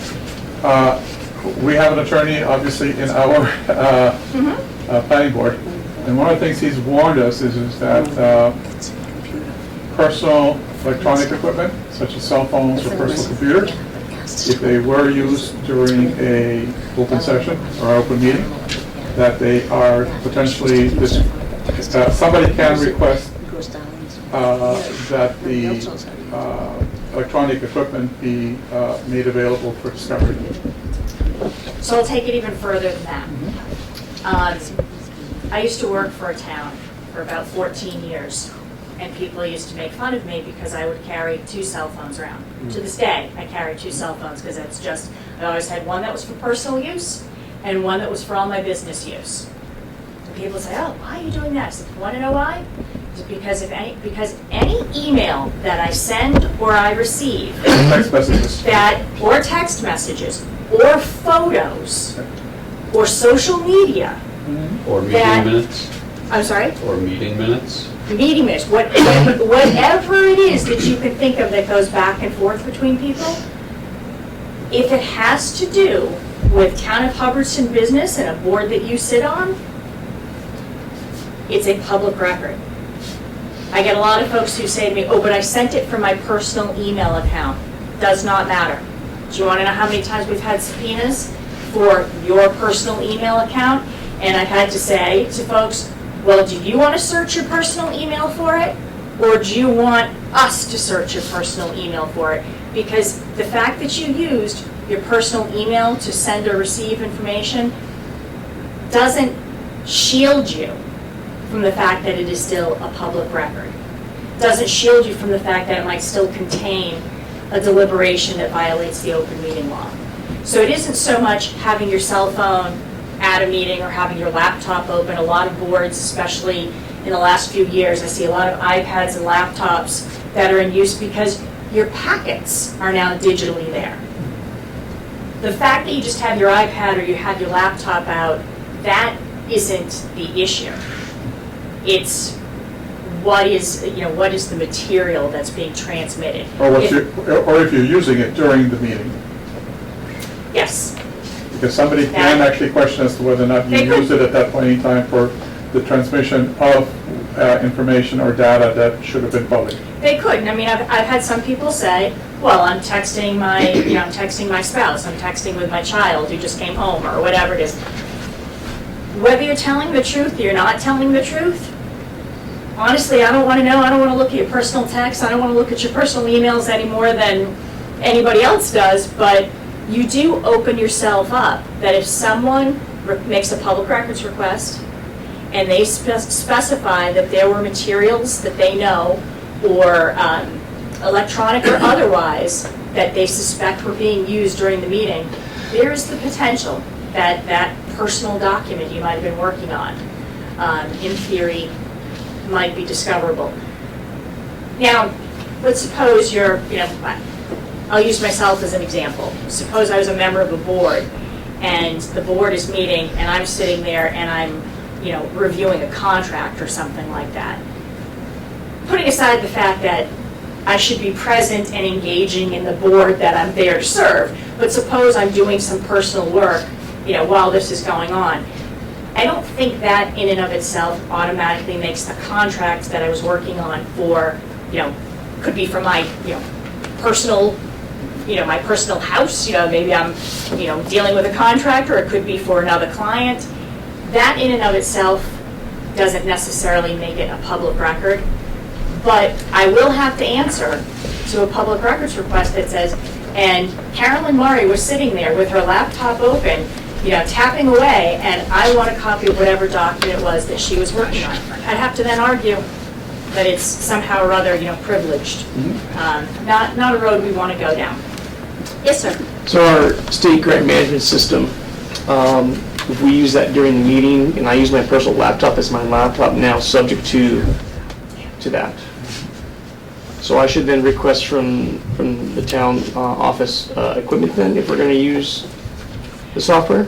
I don't want to suggest that just because you might use your own personal laptop, that means everything on your laptop God forbid, including, I mean, for example, is your banking information going to be something that someone can request? No. What they have a right to request is any documents that are used, referenced, or discussed during a meeting. So if you actually go online to say, gee, I don't know whether or not, has the state actually issued that grant yet? Well, let's check the status of it. I think in that context, and I don't know if your meetings are necessarily televised or whether sometimes you have a smart board or something that's cooperating where you can also share with the public what it is that you're looking at. Yeah, so we just switched over, like last year for the new open meeting stuff. We do a lot of deliberation in the fall for the different grantee applications. Do I need to cut down a tree and provide paper copies to everybody to avoid any sort of conflict? You don't have to. Okay. What I would suggest might be easier is put a digital packet together for your meetings. So if you've got a particular grant application that's coming before you and there's something from, the state that you want to check, the state's website as to the status from them, or there's any other information that might be helpful to board members, put it all in a packet, a digital packet, email it out to your board members. It can also be made available to the public. It's also a state resource. We don't manage it directly ourselves. It comes from the state. They apply through the state's website. We just have access to that resource. Yep. Excuse me, Carolyn. Yes. For the good of the order, can you just state what slide we're on? Well, it looks like you did multiples on one. So I was on deliberation social media, if you see that one. All right, perfect. So I do have one quick Yes. question. This says to me that the town should be providing electronic email and document storage, so that if someone says, I saw Mike on his iPad and think I want discovery on that device, which ain't happening. There's work stuff on here, there's personal stuff on here. I want to be able to say, no, everything is up on the town storage. Yes. Right, that's my defense to this, which I think should, in most cases, satisfy, I would hope. Well, the other thing to bear in mind is when someone makes a public records request, they should not make a public records request for everything that's on Mike's laptop. Right, but then It they should be- have to do discovery. If they believe there's something there, then don't they have the right to do discovery? No, so I want to kind of toss discovery aside because that's the legal terminology in the context of lawsuits. Public records request would mean if I request copies of all public records pertaining to, you insert the name of project, you insert the address, whatever it happens to be. Public safety building. A public safety building.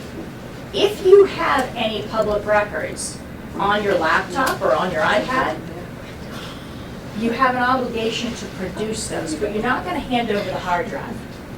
Okay. You can actually sit there and print, and here you go, here's all I have on that particular project. But to your point, if you have town email, or you have town digital document storage, Yep.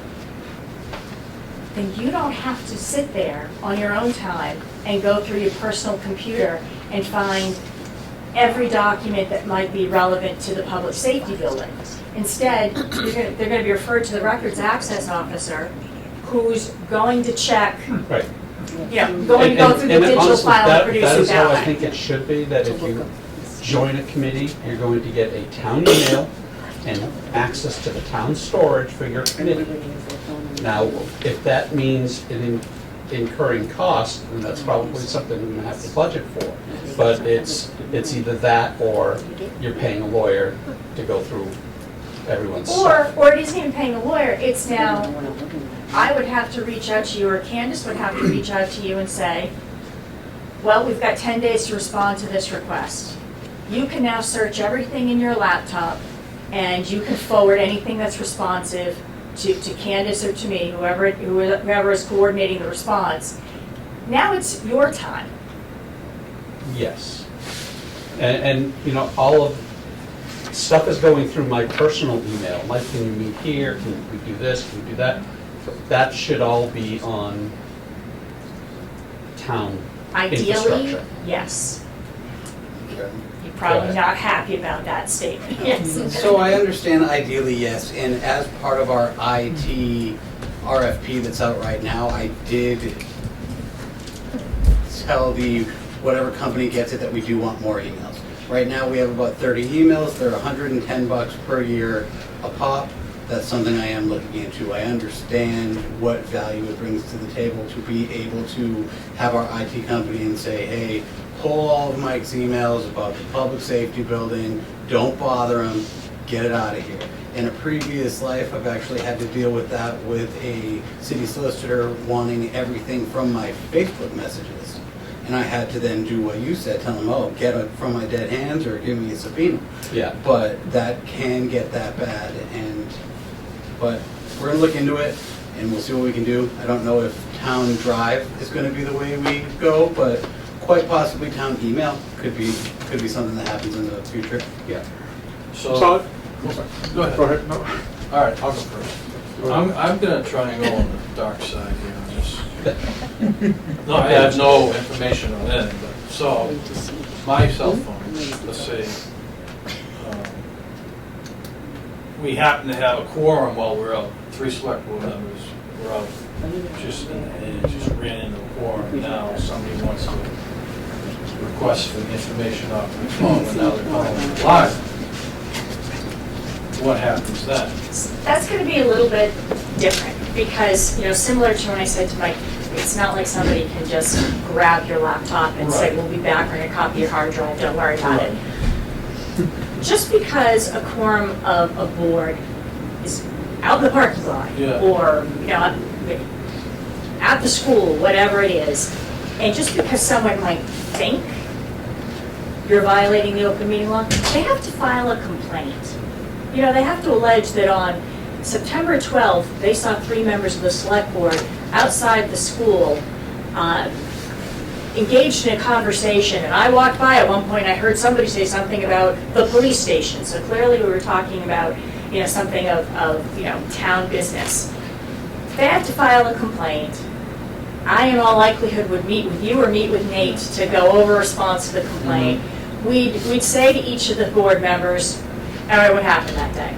Oh, we had just been there for a ribbon cutting ceremony, or, you know, we're giving out awards to the graduating kids, and we all just happened to be there. We walked out, and yes, we were just shooting the breeze, you know, but, you know, absolutely nothing. No deliberation. No deliberation about any business that is pending before the board. We send that response in to the Attorney General's office. The complainant then has to say, no, I don't believe that. And I want the Attorney General to further review this. The Attorney General will then have to reach out, more likely to me, and say, I need to meet with or have a conversation with each of those 3 select board members separately to get a sense of, well, what exactly happened that day. Let's suppose, in all likelihood, if there's no proof that something was discussed that shouldn't have been discussed, in all likelihood, the Attorney General is going to issue a determination that says, I find no violation of the open meeting law. However, I do warn the members of the select board that a quorum of them gathered outside of a context of a public meeting can lend the appearance of a violation. They should be more mindful of this, and, you know, they're cautioned about their behavior going forward. Probably the type of letter that you would likely get. So same thing with respect, let's suppose, rather than an open meeting law complaint, suppose what they do is they file a public records request, because while you're chatting with other members of the board, they see you scrolling through or showing something on your cell phone to other members of the board, and they now want to see what it is. It's going to come down, you know, if you're showing a picture of, you know, your grandchild that was just born, it's not a public record. So we would make a response. So what I'm getting at is, they can get your phone if they want, correct? They can get information off of your phone, So now, this is yes. where I'm going with this. Now they get your phone, okay, how explicit do they have to be on what they're looking for? So if they're looking for, let's say, open meeting violations, and now they've gone into something that's illegal, but they don't have a warrant for that, or whatever they have, they're going after, so what happens there? So for the public records request, I mean, they have- let's say I launder money, and I've got, everything in a file over here, and they come across that. We know them first, so. Yeah, exactly, but I guess here's the thing, and I don't mean to make light of this, but one, their public records request has to be specific. They have to say, I want copies of emails between, or text messages, or social media, or whatever, between you and you and you, or you and this board, or whatever. Sometimes we also say, you gotta narrow it down to a time frame, because what, from the beginning of time? You know, I've got my daughter's entire 12 years of her life on my cell phone. You're not gonna get 12 years worth So of there's data. parameters. We would push back with, you have to specify. And let's also bear in mind, even assuming you had to produce any of those records, it's us producing. We're not handing over anything to someone without us looking at it first. So just because something might be a public record doesn't necessarily mean that the person requesting it is entitled to a copy of it. There might still be some exemptions behind it. Like when I was mentioning, Mike's laptop, your personal banking information might be on Or in it. his photo file, or, they shouldn't be going. Exactly, those are things of a highly sensitive personal nature, they're not public records. So we would, I guess the short answer is, hopefully if you get a complaint like that, Nate has called or emailed me and we're talking about the response to it. But now let's take your hypothetical of a quorum of the select board chatting someplace. And let's suppose you actually do say, mea culpa. We did talk about the public safety building. All we said was we just didn't think that was a good site for it. You still should have said that in the context of a public meeting. So let's assume you get the open meeting law complaint. Again, we talk about a response. My suggestion in that situation would be, we simply say, you know what? In hindsight, yes, that conversation should have taken place in a public meeting. So at your next meeting, you put it on the agenda, and you say, just for those at home that are wondering, that saw the three of us out in the parking lot outside the school on Tuesday night, yes, we did talk about the public safety building, we shouldn't have done it, but this was the extent of our conversation. That then becomes the cure to the violation. So basically make a record of it. Exactly. Right. Did you know? We're good? Okay. So, no, you're welcome. I want to talk about social media. Oh, sorry. Yes, go ahead. What if you're somebody who regularly goes in and deletes all these town emails and all this stuff from your phone or email? So I could come back another day and do like a full hour training on public records if we needed to do that. But the general rule is anything that you make or that you receive in your capacity as a town official or a public employee is considered a public record. It doesn't matter what form it comes in. The good old-fashioned days we had paper. Now we have digital copies. We might have things on a thumb drive. We might have something on a Dropbox, and things exist in different ways. The medium doesn't matter.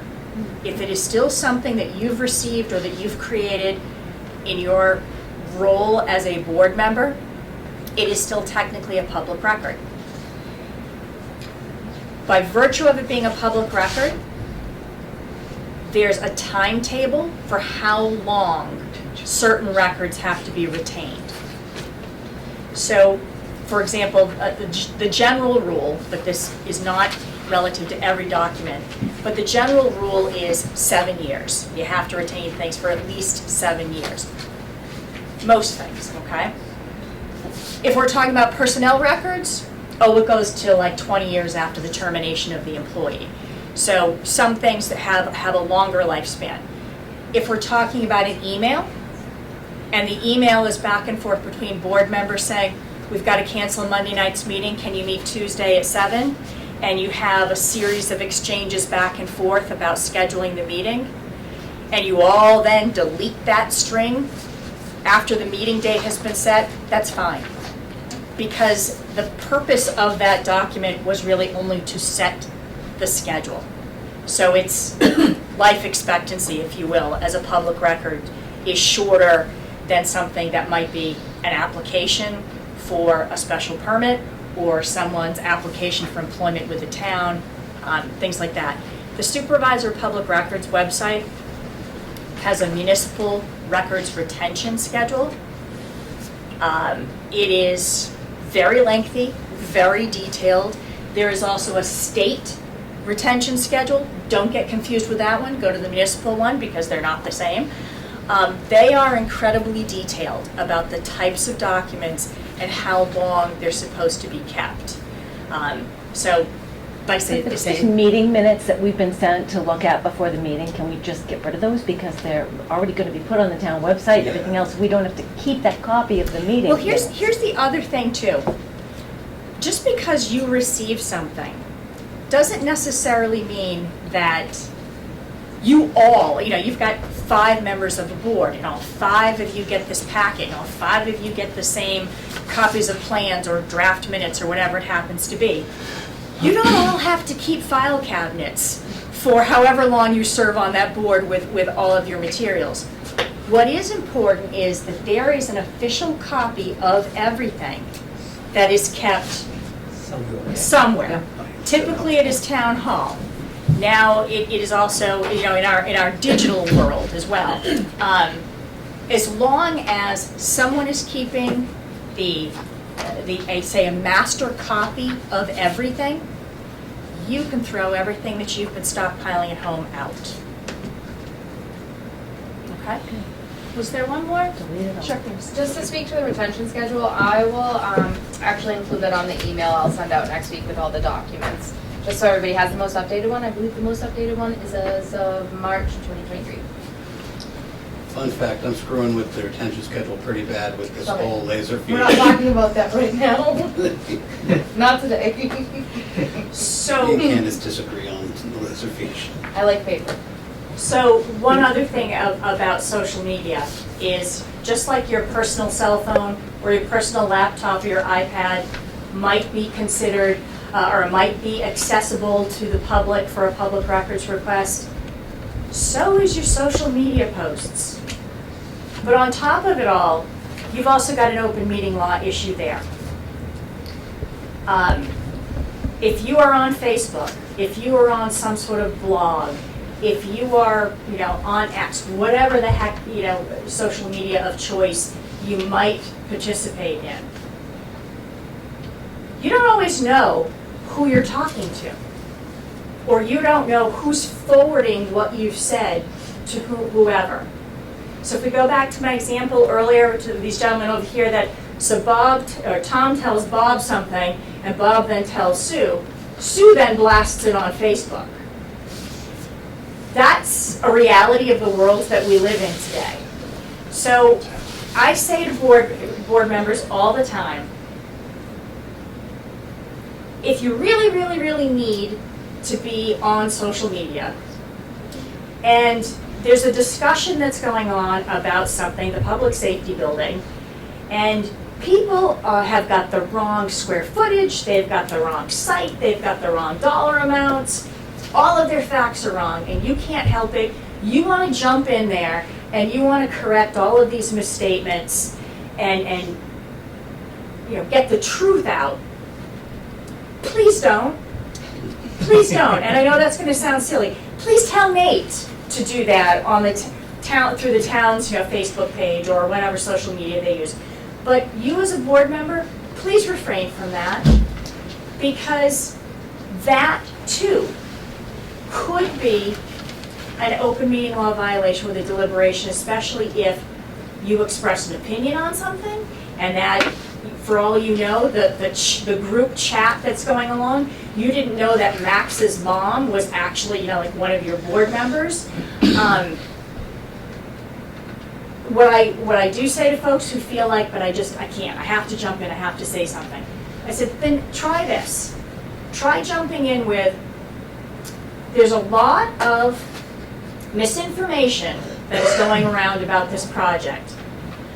I would encourage all of you to come to the select board, the planning board, whatever, whatever board meeting it happens to be germane to. I would encourage all of you to come to this meeting on Tuesday night at 7 o'clock at Town Hall, where we will be discussing the public safety building project, and all of these questions can be answered, and hopefully, some of the misinformation can be corrected. That's a perfectly acceptable response, but please go no further than that. If you feel you have to, talk to Nate and have him send it out, because his response would not be an open meeting law violation. And a potential public records request too, if it came to that. All right. I think I have covered everything about email and social media deliberations. So let's go to meeting notices timing. As Candace mentioned, this is kind of like back to the basics for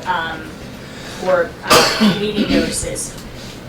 In order to have a meeting, you got to post it. You've got to post it 48 hours in advance.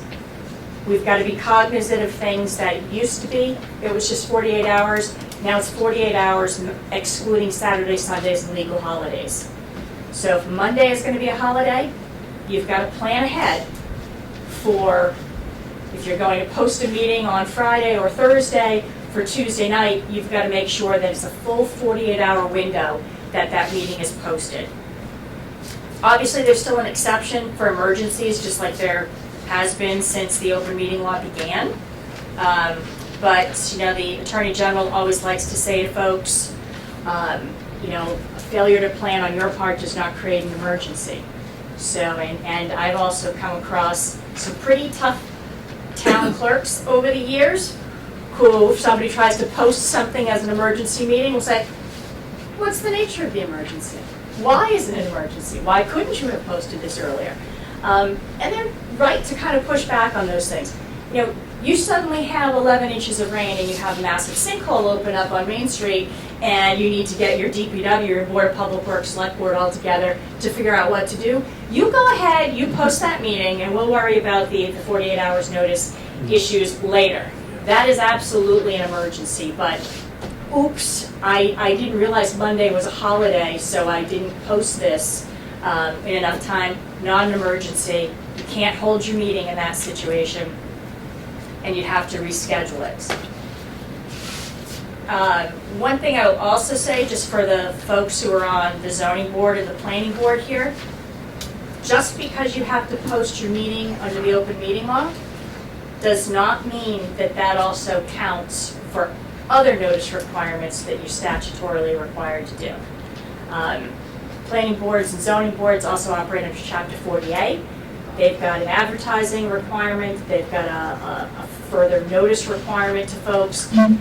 They've also got to post their meetings for their public hearings 14 days prior to the hearing. So just because you've gotten your notice into Candace that the ZBA is going to meet on Tuesday night does not mean that all notice requirements have been met for those boards. So just bear that in mind. The content of the meeting notices. Obviously, you've got to say the date, time, and place, who's meeting. You also have to list every topic that the chair reasonably anticipates is going to be discussed.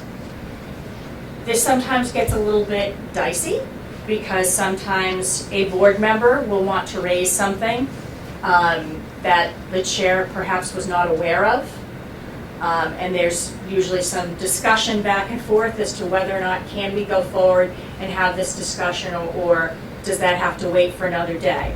I've actually had, in the context of an open meeting law complaint, I've had the Attorney General flat out say to me, I want to speak to your chair, and I want to ask your chair if he truly did not know 48 hours before this meeting that this topic was going to be raised.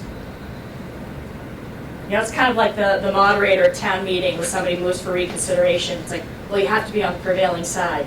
Well, it's kind of you're taking somebody on their honor system in that situation, but, something to bear in mind. I would say, the other thing about meeting notices, you have to list each topic with enough specificity so that someone sitting at home could read your agenda and know exactly what you're going to talk about. So I'm going to pick on, say, Nate for a moment. Not saying you do this, Probably do. but I can tell you that on a whole host of board meetings, notices throughout the Commonwealth, there are things like old business, new business, town administrator's report. Well, those are fine as topics if you then have bullets underneath to say, well, what is the old business? Well, we're going to discuss the public safety building in a little bit. We're going to talk about the RFP process for an architect. Okay. New business, whatever it happens to be. Town administrator's report. If the town administrator knows that he or she is going to start talking about budget preparations and deadlines, maybe there's some other announcements that need to be made, you actually have to list those on the agenda as well. Yes, sir? Yeah, on our agenda, we put, the last thing is other, in case someone forgot. I wouldn't do that. You are supposed to list every topic that the chair anticipates will be discussed. So what is other? Who the heck knows, it could be a free-for-all for everybody, right? I would recommend against other. I have seen some boards that they will say, topics not reasonably anticipated 48 hours prior. Again, nobody knows what's going to be discussed. But it does kind of give you a little bit of a catch-all provision there. Just don't use it all the time? Well, you could still use it every time because, a chair is just one person putting an agenda together, doing his or her best to anticipate what's going to be discussed. What really the board members should get in the habit of doing is if a board member has something that they want the chair to put on the agenda, contact the chair and say, hey, can we talk about the public safety building on Tuesday night? Can you add this to the agenda? It happens all the time. Don't express any opinion in that request where you say, I want to discuss this. That would be a better way to approach it because other is just what? If I'm that person sitting at home looking at the agenda, I have no idea what the board is going to discuss when you hit other on your topics. So I would discourage that. No? Okay. Still just itchy. Okay, sorry. No, that's fine.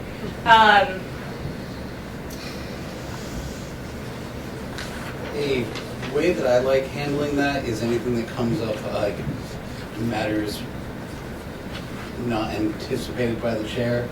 I'd like to start the conversation and then bring it up at the next meeting. That's a great way to handle it. Say that. Thank you very much. I think that's a very worthy topic. We'll put that, I'll make a note to myself to put it on the agenda for the next meeting. Because the idea is that if someone sitting at home was interested in that topic under other, they probably would have gotten in the car or logged on remotely and participated in the meeting. But because they didn't know that something that was near and dear to their hearts was going to be discussed, they didn't participate in the meeting, and now they've somehow been, locked out of that ability. A couple of other things about meeting notices is avoid acronyms and abbreviations. I've seen this come up from time to time, like for example, if we're collectively bargaining with AFSCME. I've gotten open meeting law complaints from someone saying, I don't know what AFSCME stands for, I didn't know it wasn't sufficiently detailed. Now spell the whole word out, because just because folks on the inside know it and use that terminology, it doesn't mean somebody out there understands what the discussion is going to be about. So executive sessions.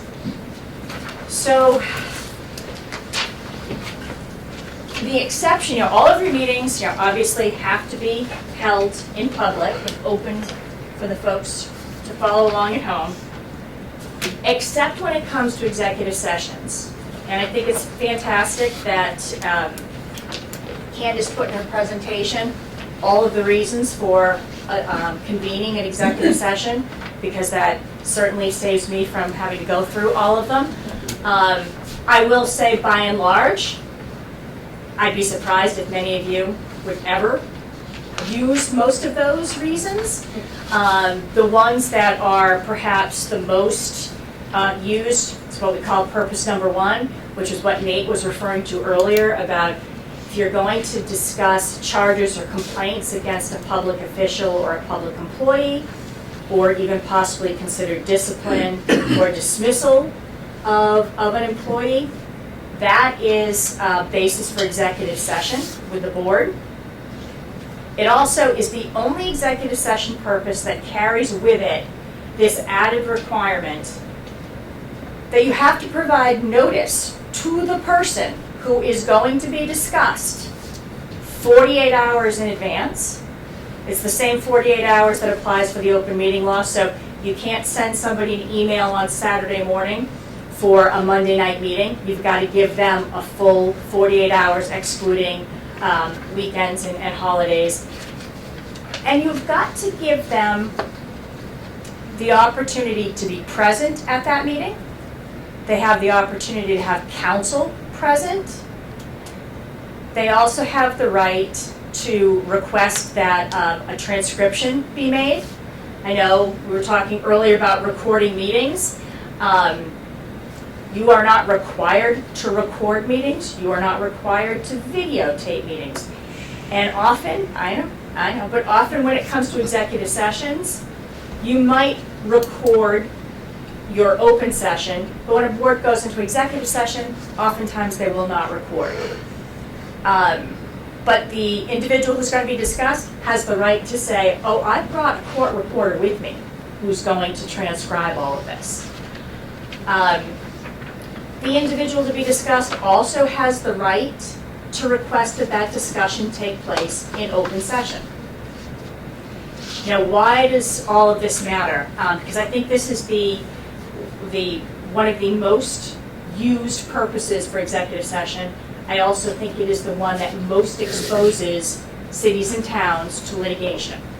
Because if you're going to talk about somebody's, their reputation, their character, you're talking about, complaints against them, there's a couple of these concepts out there like, due process, or a right to privacy, or a right to, I have a property interest in my reputation.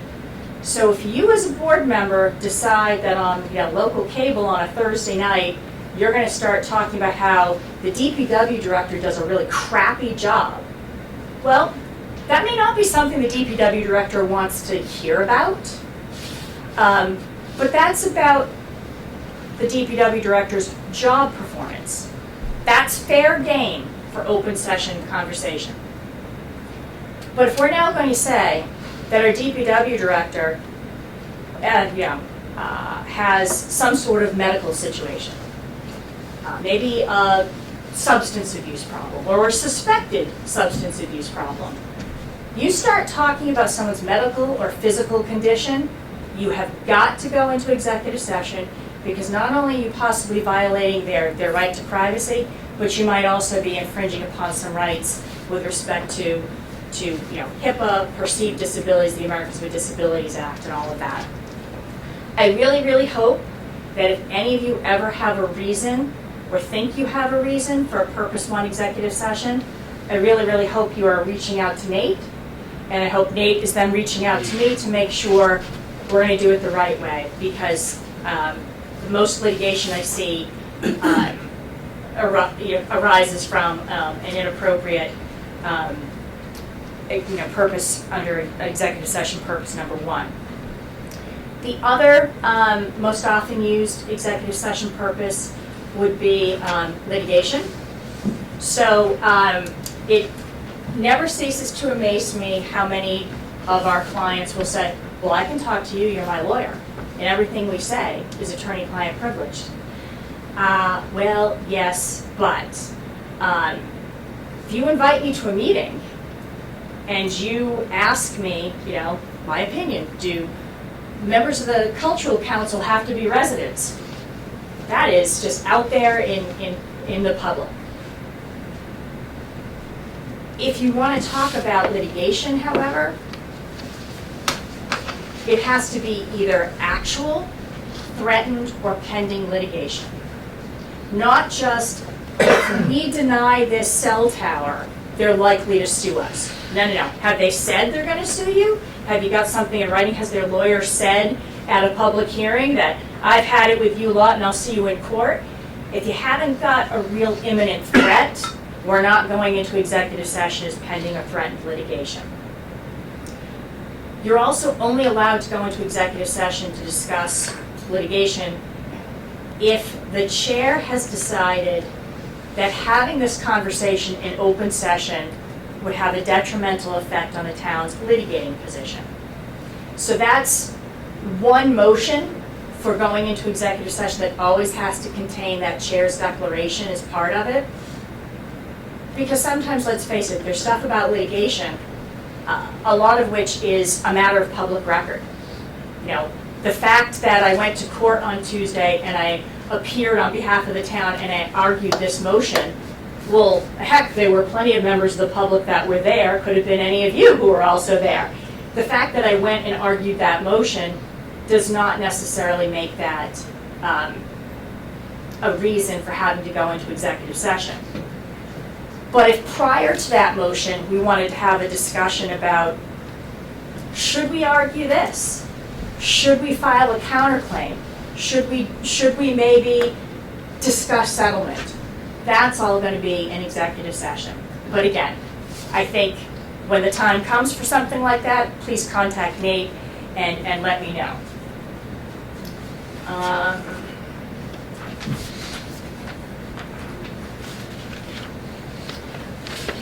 One question about Yes. executive session. Yep.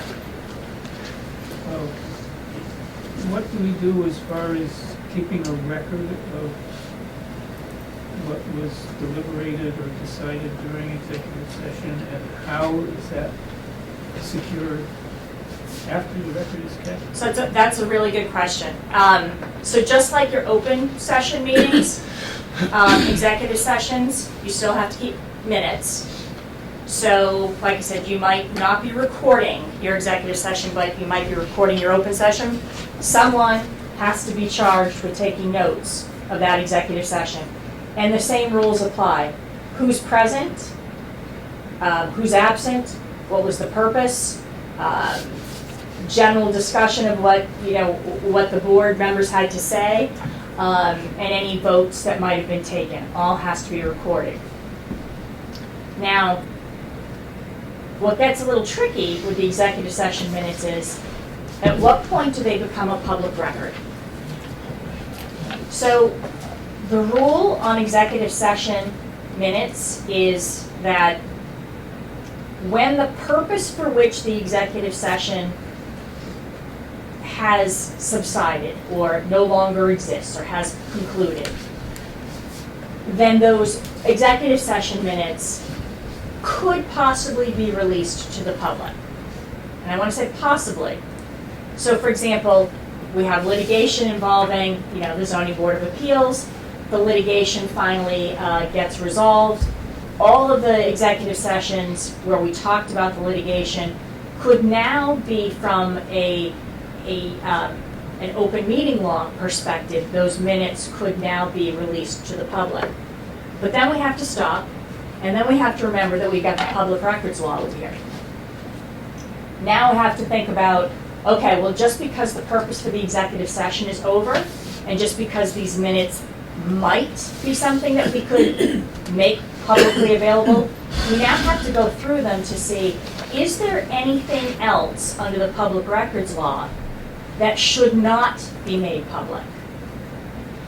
So let's suppose, for example, that suppose that litigation involved terminating an employee. And let's suppose that that employee was, terminated for some horrible reasons. You insert whatever you want.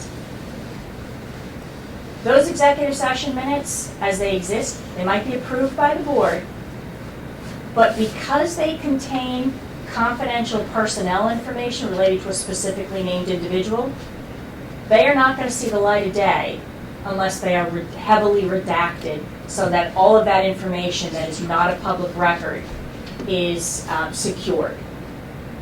So a couple of layers there, probably more than you wanted. No, but what, okay, but I got all that, but in the meantime, while the issue is still extant, what do we actually do with that meeting record You hold on to those minutes. within the board? We don't give it to Ken. Nope. I mean, if Candace is sort of your record keeper of things, I don't want to interfere with how you do this. I mean, I always get a little bit nervous when board members say, okay, so we hold on to it, meaning you've got a home office somewhere with a stack of papers, and I think, well, technically those are public records, not personal records, so they should be secured here at Town Hall or kept by someone. So I don't know if you have a department head or a board secretary, or maybe you want to think about, digital storage space where some of that stuff can at least be kept, but it doesn't become public until that purpose goes away. Now, only one other thought to bear in mind is that someone could make a request, a public records request, for your executive session minutes. And the board would have to, at that point in time, if you hadn't already, if you weren't up to date with preparing those minutes or reviewing them to see whether or not the purpose no longer existed, you're then going to have to do it pretty darn quickly because now you've got a request for the minutes. Even though a request comes in to produce the minutes, we're still going to do that analysis of, has the purpose of the executive session ceased? In which case, they might be capable of being produced, but now is there anything to be redacted? If the answer is the purpose for the executive session is still ongoing, we are not releasing anything. We tell folks, our response would be no, the executive session purpose still exists. When it's concluded, then we'll reevaluate release of these minutes. Isn't the best practice, and you know this way more than I, to approve but not release within the parameters of executive session, or name a body to approve and not release, so that you are approving said minutes and keeping them in the vault, but they're not going anywhere? So Yes. that you don't just have this growing stack of Yes. half minutes. Yes. Yeah.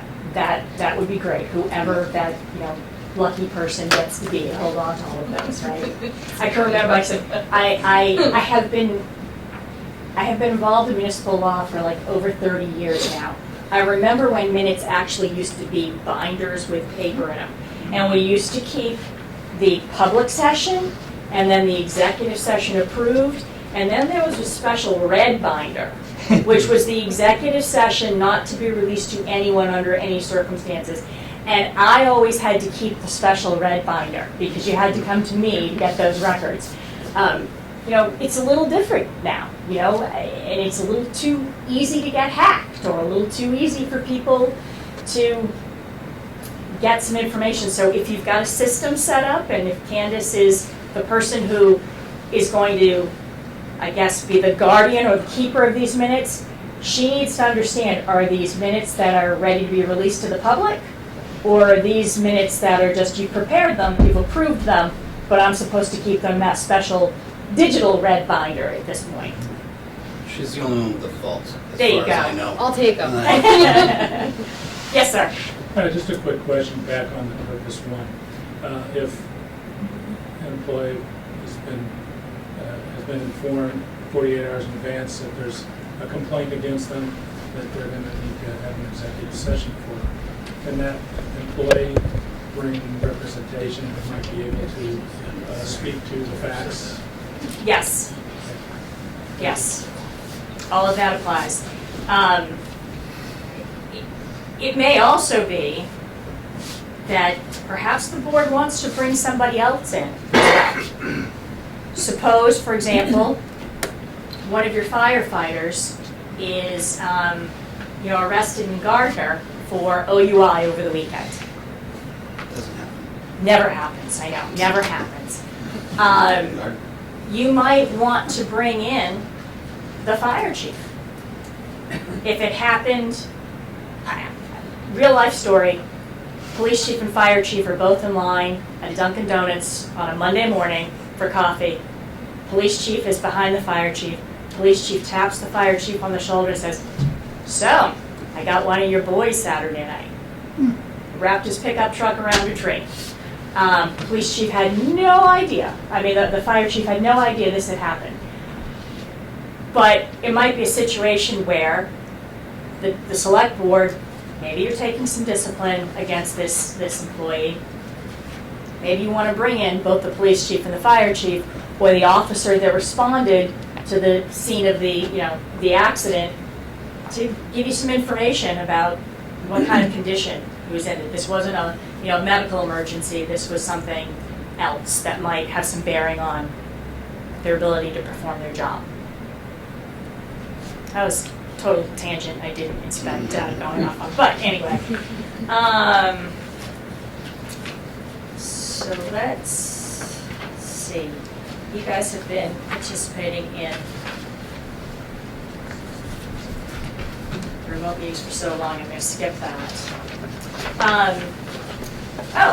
So one other thing, earlier when you were talking, I think when Candace was doing her presentation, and a gentleman made a distinction about recording your meetings, audio versus video. If you aren't making an announcement at the beginning of your meetings that the meetings are being recorded, you must. Especially since whether it's video or audio that picks up someone's audio, pesky little thing called the wiretap statute. People need to know whether or not you're recording things that they say. I've had people who leave meetings because they don't want to be recorded. They're entitled to that right to privacy, so you should make an announcement if you are going to record that this meeting is being recorded. Similarly, let's suppose you're not recording your meetings, or suppose you are recording your meetings, but someone shows up in the audience and they too want to record the meeting. Maybe you have a reporter. Maybe you have someone from a local civic organization that's the liaison that's going to report back to them about everything that the board discussed about a particular project that night. If someone in the audience also wants to record, they need to let the chair know that they want to record, audio record what's said at the meeting. Now, in fairness to these folks, you're familiar with the open meeting law? They may not be. So if you, as a chair or just a board member, sees what appears to be somebody setting up their cell phone or a little handheld recorder, whatever it happens to be, pause right there and say, bring it to the chair's attention that it appears so-and-so is recording this meeting. Is that correct? Maybe it was a misunderstanding. They were just putting the stuff down on the chair next to them. Maybe they truly did intend to record. If they want to record, the chair needs to make an announcement at that point that someone else is recording that meeting as well. Can the chair deny them the opportunity to do that? You can only deny them the opportunity if it interferes with the conduct of the meeting. So again, I'll date myself. If we go back to the days when people literally had like some form of tape recorder that they would bring. And if they had to set up microphones, and if they started saying, "Oh, can you speak a little louder because I'm not picking up your voice on my recording," or do you think we could all come a little closer and we could huddle around that one microphone? If it starts to interfere with the conduct of the meeting, you can say no, request denied. But in our days where every single one of us walks around with a cell phone and you can just easily hit a button, probably not going to interfere with your meetings much. So another hand? Yep. Oh, yes. Do you have to declare as the chair who else in the room is recording, or just that someone else is recording? you don't necessarily have to say John Smith. You could say, you know, if the board is recording it, usually what I hear boards announce or a chair announce, this meeting is being recorded by, you know, whatever the local cable access station happens to be. Or if it's a member of the public, the chair could say, the chair has also been advised that there is a member of the public who's requested to audio record the meeting, and I have granted that request. That's all. You know, who they are or why they want to record it doesn't matter. It may matter to other people who are present, but doesn't stop them from being able to do it. And they don't have to identify themselves. They do not. Correct. Nope. Nope. For the ease of the chairs, there is a little recorded, a little framed picture that says, this is recorded and blah, blah, blah, so just read that. The library's got one of those in my room. I'm sorry, I didn't hear that. Was that from me? Yes, I'm but sorry. there was one in the other little meeting room that we have, and there is. Oh, okay, okay. Couple other just pointers for executive session is that you have to make the motion to go into executive session. If the only thing on your agenda that night is going to be an executive session, you still have to post on your meeting notice open session, because you have to open your meeting in open session. Then there needs to be a motion to go into executive session. You could then say to the public, or anybody out there watching, you could say, the board will not be coming back into open session. So no one's going to sit around, you know, in the room for an hour and a half wondering if the board's coming back to talk about the public safety building. You've given them the courtesy of knowing it's executive session only, and then we're done tonight. Your motion to go into executive session is by roll call. Everything you do related to executive session is by roll call. The motion to go into executive session, motions taken in executive session, and then the motion to come out of executive session also has to be by roll call. And this may seem like something that doesn't necessarily need to be said, but you have to post on the agenda the purpose for the executive session. Once you actually go into executive session, you can only discuss the purpose you put on the agenda.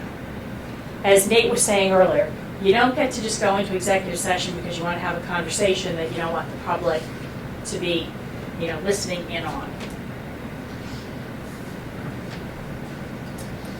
I think that takes us through executive session.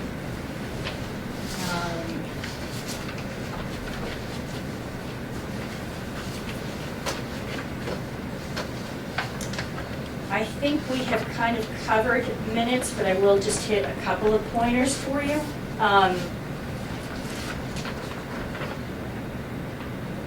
One of the things that we are required to also keep in your minutes themselves is a list of all documents that are used or referenced during the course of the meeting.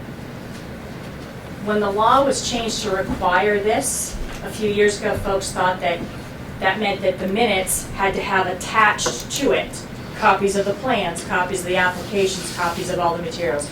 You don't actually have to have them physically attached, but what you should get in the practice of is at the end of your minutes, list of documents, and just list whatever was in the packet of materials, or if some applicant came forward and wanted to share photos with you, or a letter of support, or from a neighbor or whatever, note that in the minutes, and then those documents, whatever they happen to be, have to be kept somewhere, wherever the official records are for that particular board. They have to be kept so that someone could say, I want a copy of all of the records that were discussed at Tuesday night's meeting. As far as the timeline for, I'm not sure whether Candace covered this or not, maybe you did, forgive me if I forget. The general rule on approval of all of your minutes is that you have 3 meetings or 30 days, whichever is later, to approve your minutes. Now, we talked already about executive session, so this I'm really just talking about open session. it kind of forces boards to stay on top of the minutes, quite frankly. So if you haven't seen any minutes come for approval on your agendas for a while, you might want to check with whoever is in charge of that to make sure that they are being approved. We talked a little bit about the complaint process earlier, so I'm not going to talk about that at this point. I'm happy to deal with that when and if the time comes.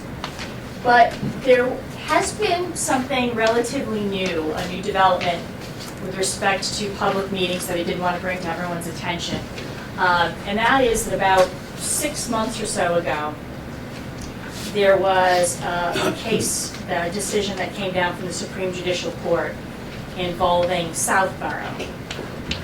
And people have called it, the public civility decision. If you're not familiar with it, what the situation was in Southborough was there was a public comment portion on a particular board's meeting. It happened to be a select board. Person shows up with some posters during the public comment that clearly suggested that she didn't agree with some of the decisions that the select board had made. Got up to the podium, and things started to get a little bit heated between her and the chair. The chair then says something to the effect of, you keep this up and we're gonna take a recess. I think you're out of bounds. She then refers to him as Hitler. They immediately take a recess. The chair then starts yelling at this person when you're supposed to be on recess, but some of it still got caught on the tape because the tape didn't immediately shut it off. She left, and she and others then sued for violations of, their First Amendment right to speech, their rights under the Massachusetts Constitution to assemble and to present their grievances to their local officials. Southborough had this policy, like I've seen a lot of communities, that talks about the public comment, the public comment portion of a meeting. And it will say things like, you must address people in a courteous and professional manner. You must not do this, you must not do that. The Supreme Judicial Court went all the way back to Sam and John Adams and what they meant when they drafted the Constitution to say, do you think that the discourse back at the time of the Revolution was polite and respectful? Well, then apparently you don't know your history so well. It's like, no. So the unfortunate takeaway, I guess, for public officials is if you've got somebody showing up at a meeting and you've got public comment and they lay into you for their 2 straight minutes, you kind of have to take it. Which I think I'm going to say is my personal editorial comment. I think that's pretty lousy. Because I think that the work that you guys do and the hours that you put in for what you get back, it's not worth it. My husband has watched a fair share of meetings that I've been at where he has said to me, oh my God, it's a good thing I wasn't there. I would have decked the guy for talking that way. That's why you don't go to meetings with me there. I was at a meeting 2 weeks ago on zoning amendments. A member of the public called a planning board member an effing a-hole. This is the world we now live in, I'm afraid. This guy didn't say Hitler.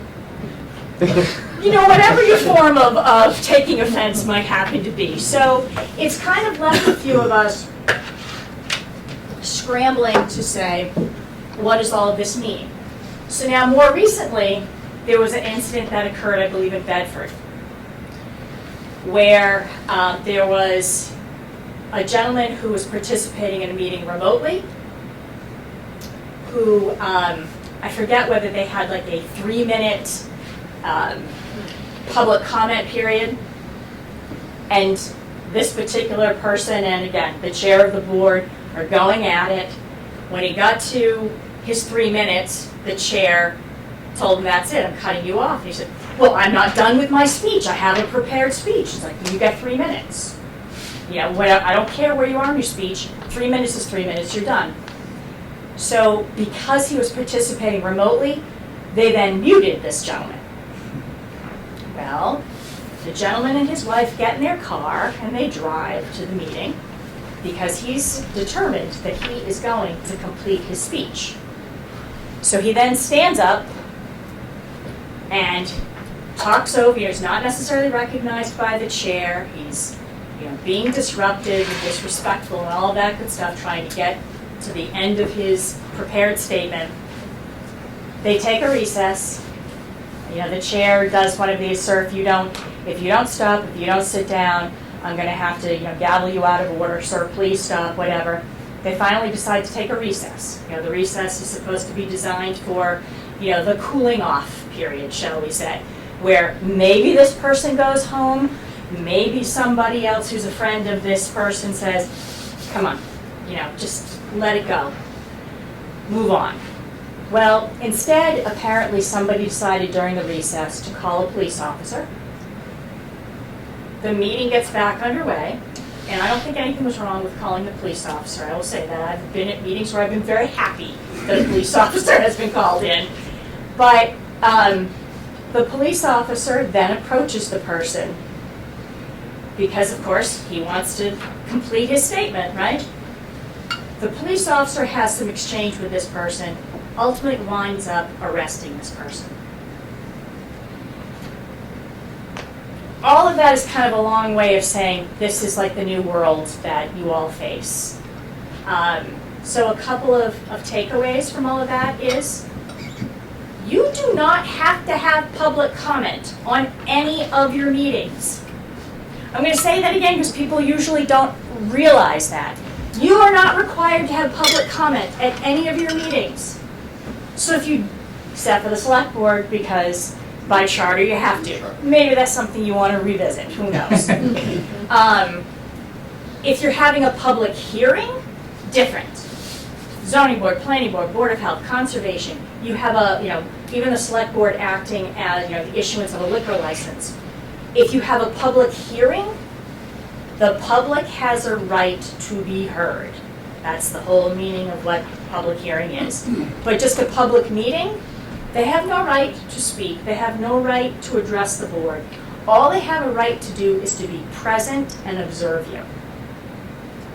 So if you're going to have public comment,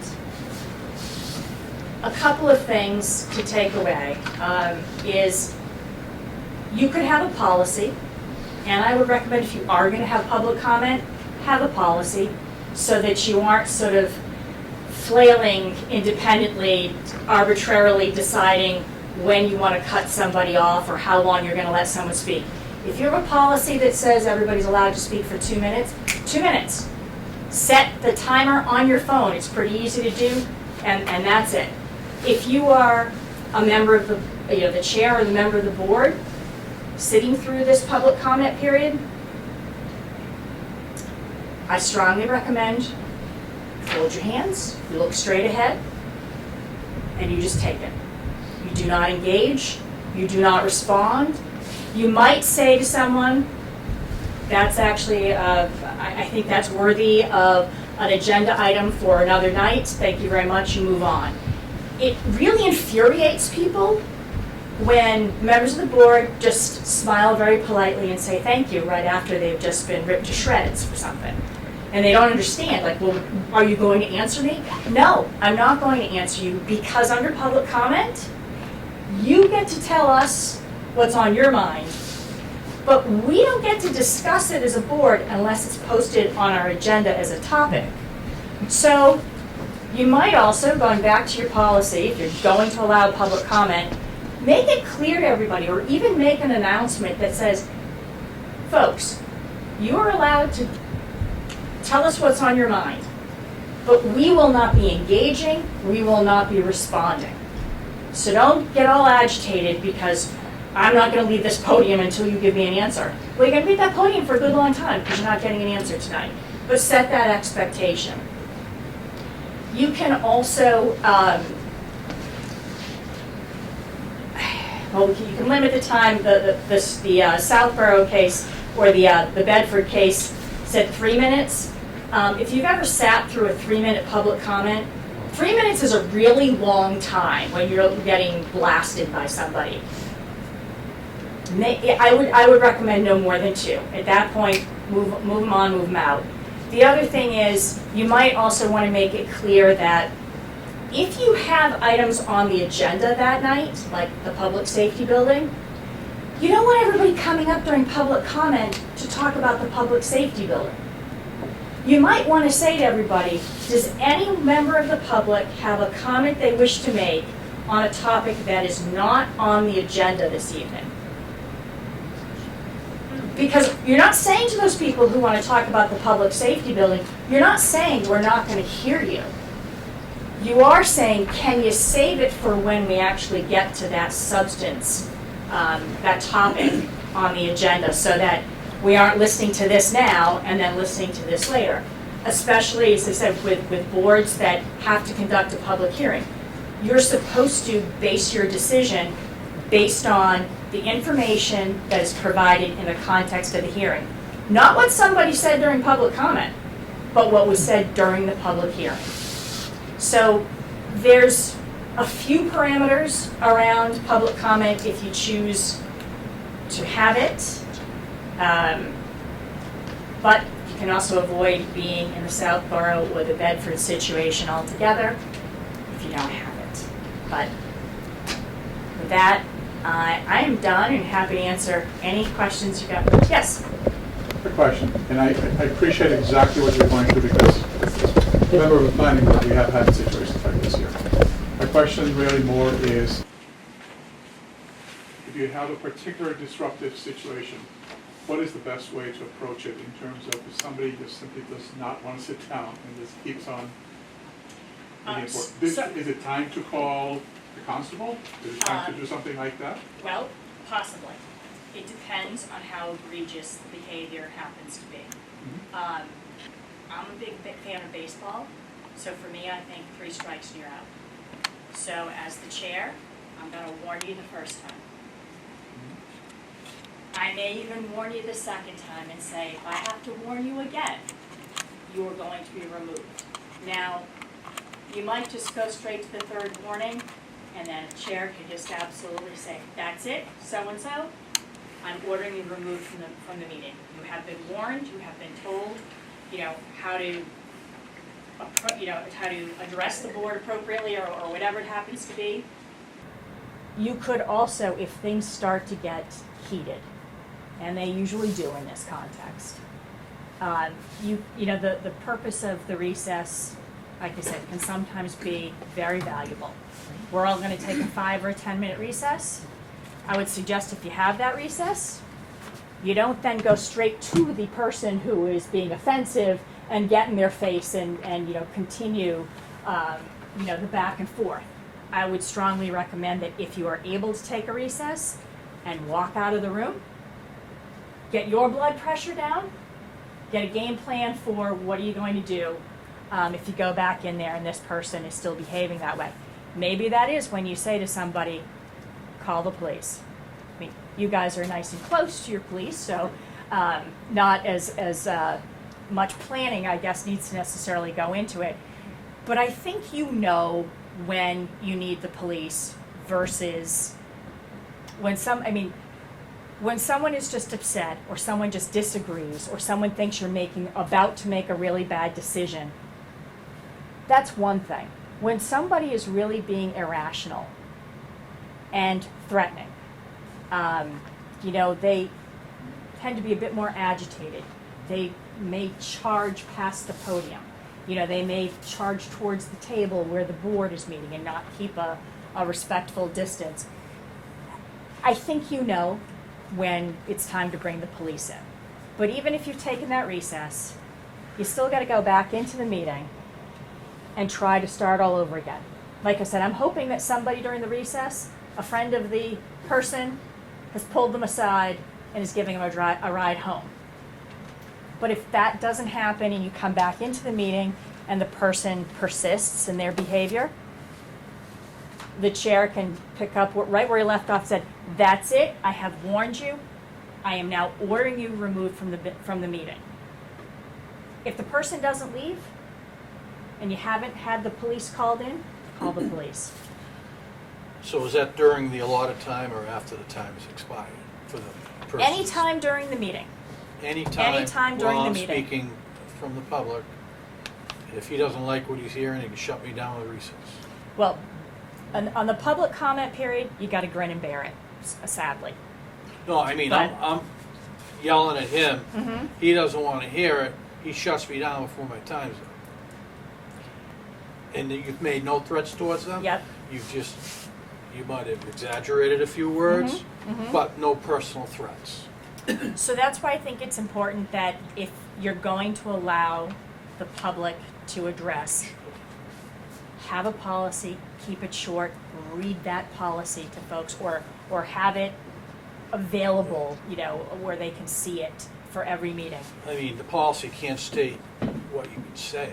I mean, That is the one thing you absolutely cannot say, exactly. right. Content, No, yeah, so we can't when people regulate, think yep. of oh, I don't want them saying Mhm. this. Mhm. So they have to have the availability of free speech. Exactly. And swears. And But for 2 minutes. But for 2 minutes. Yep. Yeah, you can get lit up pretty good in 2 minutes. Yep. Your blood pressure's going up. I don't care who you are. Yep. Unless you're, you just have to block it out. So that's all. I just. But yeah, if, one of the things that the Southborough case said was, That's generational. You know that, right, in that town? Clan has been there. I grew up there. okay. They've been in the system a long Yeah, time. there's some history there, yes. But it could be, I could say a name that comes to mind here in Hubbardston, but I'm not going to say Yeah, it. it's We've just- all got one or two of those people in our We midst. do.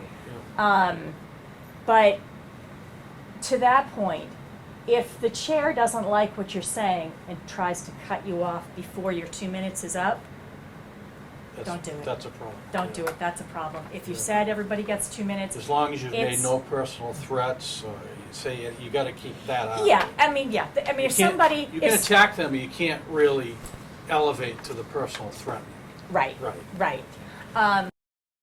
The Southborough case said was, the public comment period isn't just, if you want to step up to the podium and praise all the good work that we do, Right. and tell us how wonderful, Right. our DPW director is for dealing with all of the flooding and blah, blah, blah, blah, blah. That's great, we want to hear that, that's great. But when the next person stands up and rips the DPW to shreds, they get the same 2 minutes as the other person. You got to take the praise with the criticism. Good with the bad. Exactly. What happens if the person who is having a say gets into the personal aspect of an individual, either on the board or someone who works for the town, etc.? Can't the chairman at that point say, shut them down? Because that's why we have executive session. If we can't discuss it So- other than, So before this Southborough decision, I would have absolutely agreed with that. Now, sadly, it appears that if it's public comment and it's their 2 minutes, they can call you a Nazi. They can call you an effing a-hole. They can say whatever they want to say, apparently. If they start to say, well, and your town administrator is crooked as the day is long because I have seen him, blah, blah, blah, blah, blah. Your inclination is going to be, no, that's not appropriate for public comment. That really is a matter for executive session. And, you've got to be careful where you could say, you could try to cut the person off and say that really is not something that is appropriate for public comment in open session. But you're now regulating the content of their speech. So, you could say, I really think that that is a matter that is best discussed in executive session. But I think the reality is you've got to give them their 2 minutes and you've just got to let it go.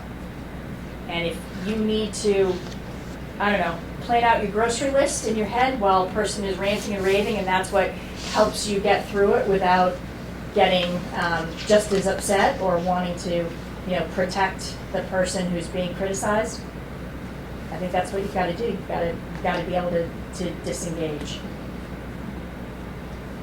They have their right to speak, but they don't necessarily have a right for you to listen. Correct. Yep. You just shut them off at the end of the time, you don't have to respond. There's one chair of a board who's been a long-standing chair, and they have public comment at the beginning and public comment at the end. They make people sign up for public comment, they give you 2 minutes, the cell phone timer comes out, and the first time I saw him go through the whole spiel about, public comment and how long you have and blah, blah, blah, he literally does, he just sits there, and he smiles through the whole thing.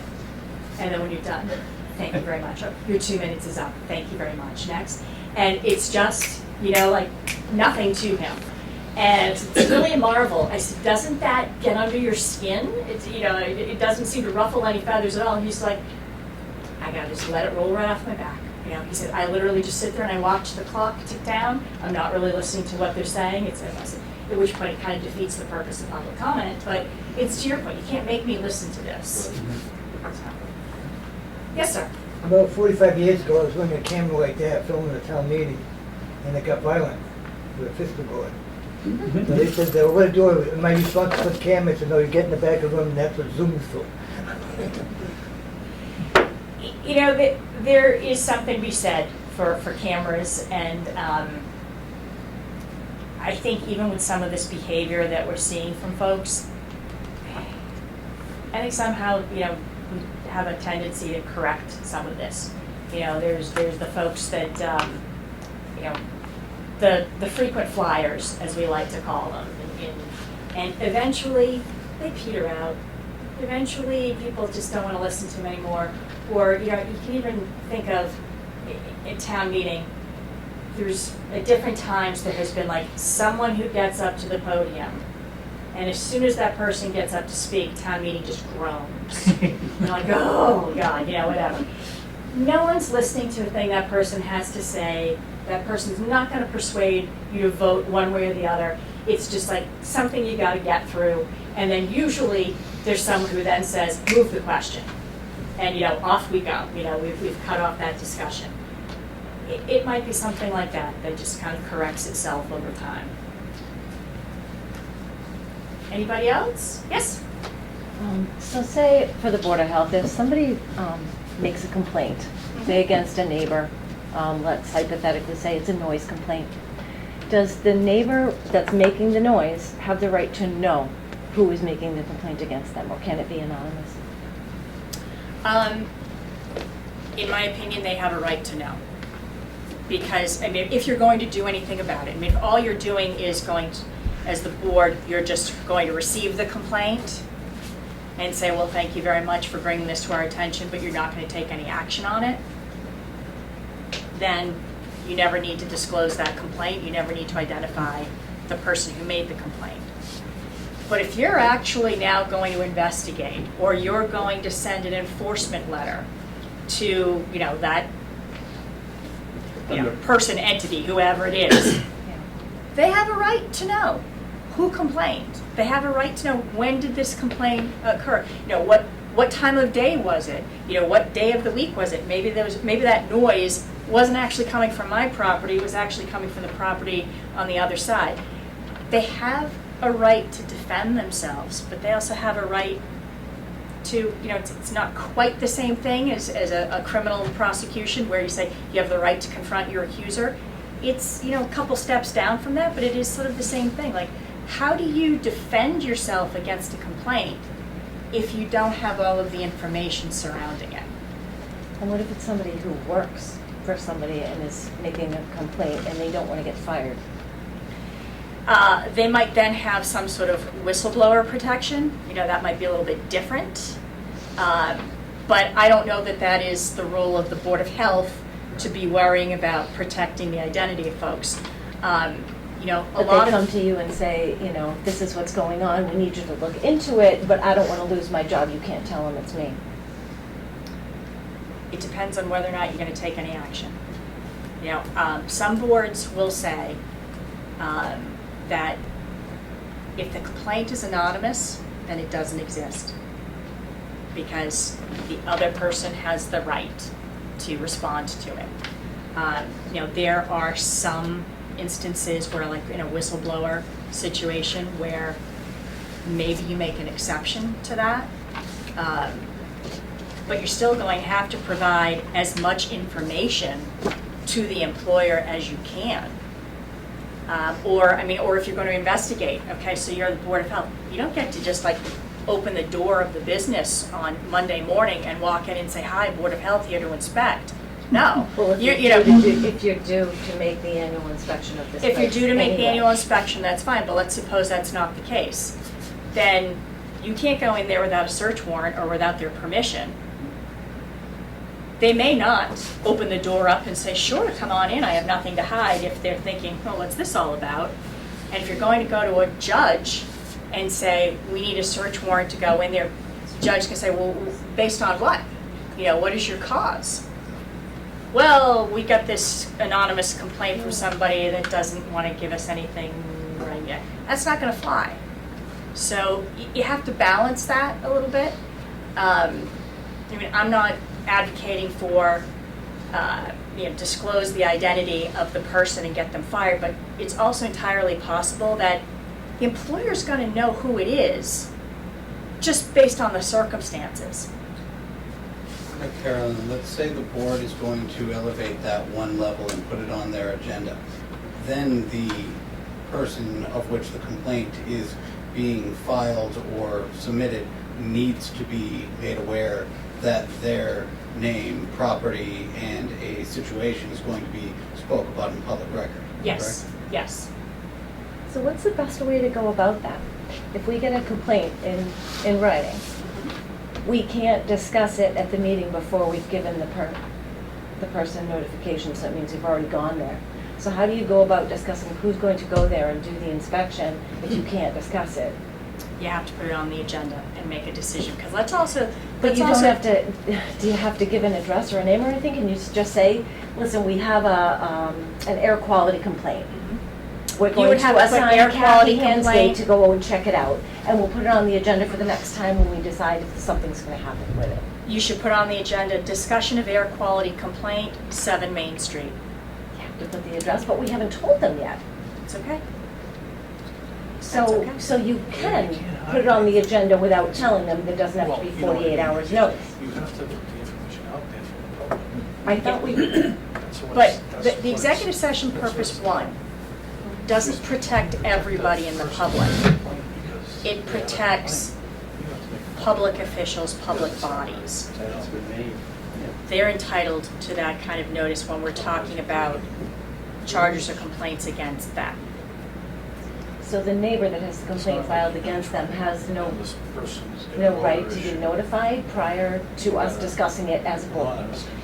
They don't have a right necessarily. I think, quite frankly, your best practice would be to tell that property owner, it's like, your property's gonna be discussed on Monday night. Now, it can't be anything more than a preliminary discussion of what action should we take. Because we're not gonna make a finding that you are in violation at this meeting, because we don't have enough information to do that yet. So would it be wiser just to, if we got the complaint, to do the inspection first, before the meeting? And then put it on the agenda and discuss it at the meeting? And the person's already been notified because we've already been there to look and see what's wrong with the air quality or something. Like, what's the best? It depends. See, here's one of the problems where being a small town can sometimes kind of handcuff how you can respond. I mean, if you had staff would be doing that. Staff would take a complaint and staff would go out and make whatever kind of initial assessment or inspection that they were allowed to make before anything would be brought to the board. If you don't have staff, no individual member of the board has any right to do anything on behalf of the board unless you've got a vote of your board saying, we want Kathy or whoever it is to go out and meet with this property owner and to investigate this further. Kathy just showing up on her own as a member of the Board of Health, well, yeah, you're a member of the Board of Health, but the rest of your board hasn't actually said, go out there and do this. Or we authorize you to go out and be our agent and do this. So we can give an address prior to notifying the owner of the address. In an open meeting, we can say it's at 7 Main Street Yes, you before can. we've even told them or gone there. Yes, you could. Okay, that's something different. I thought we were told you You're could not not do the that. secret police, you know what I mean? You have to make people aware of it.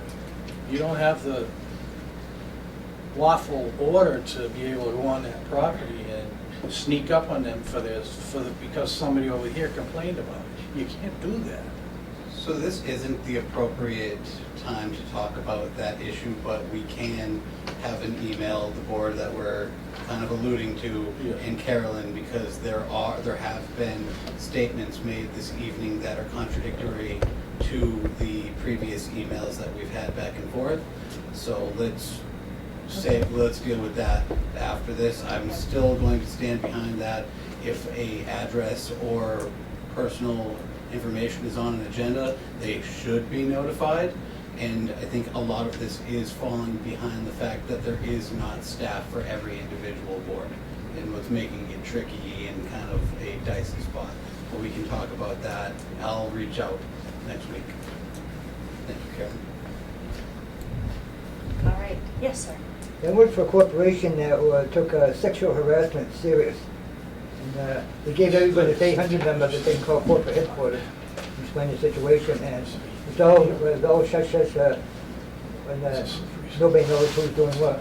And they would send a spy up if had to become an employee until they got sexually harassed by that person. They were very serious about that. They're kind of the channels they go that the person complaining didn't have to go to the boss or anything like that. Well, the other thing too is, you know, what corporations can do, very different from what public bodies can do.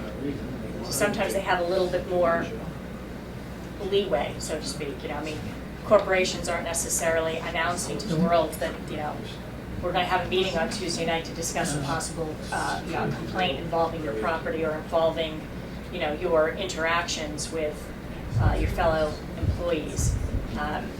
But, you know, point well taken. Anybody else, or? Thank you all very much. All right. Thank you, Carol. Thank you, folks. Thank you.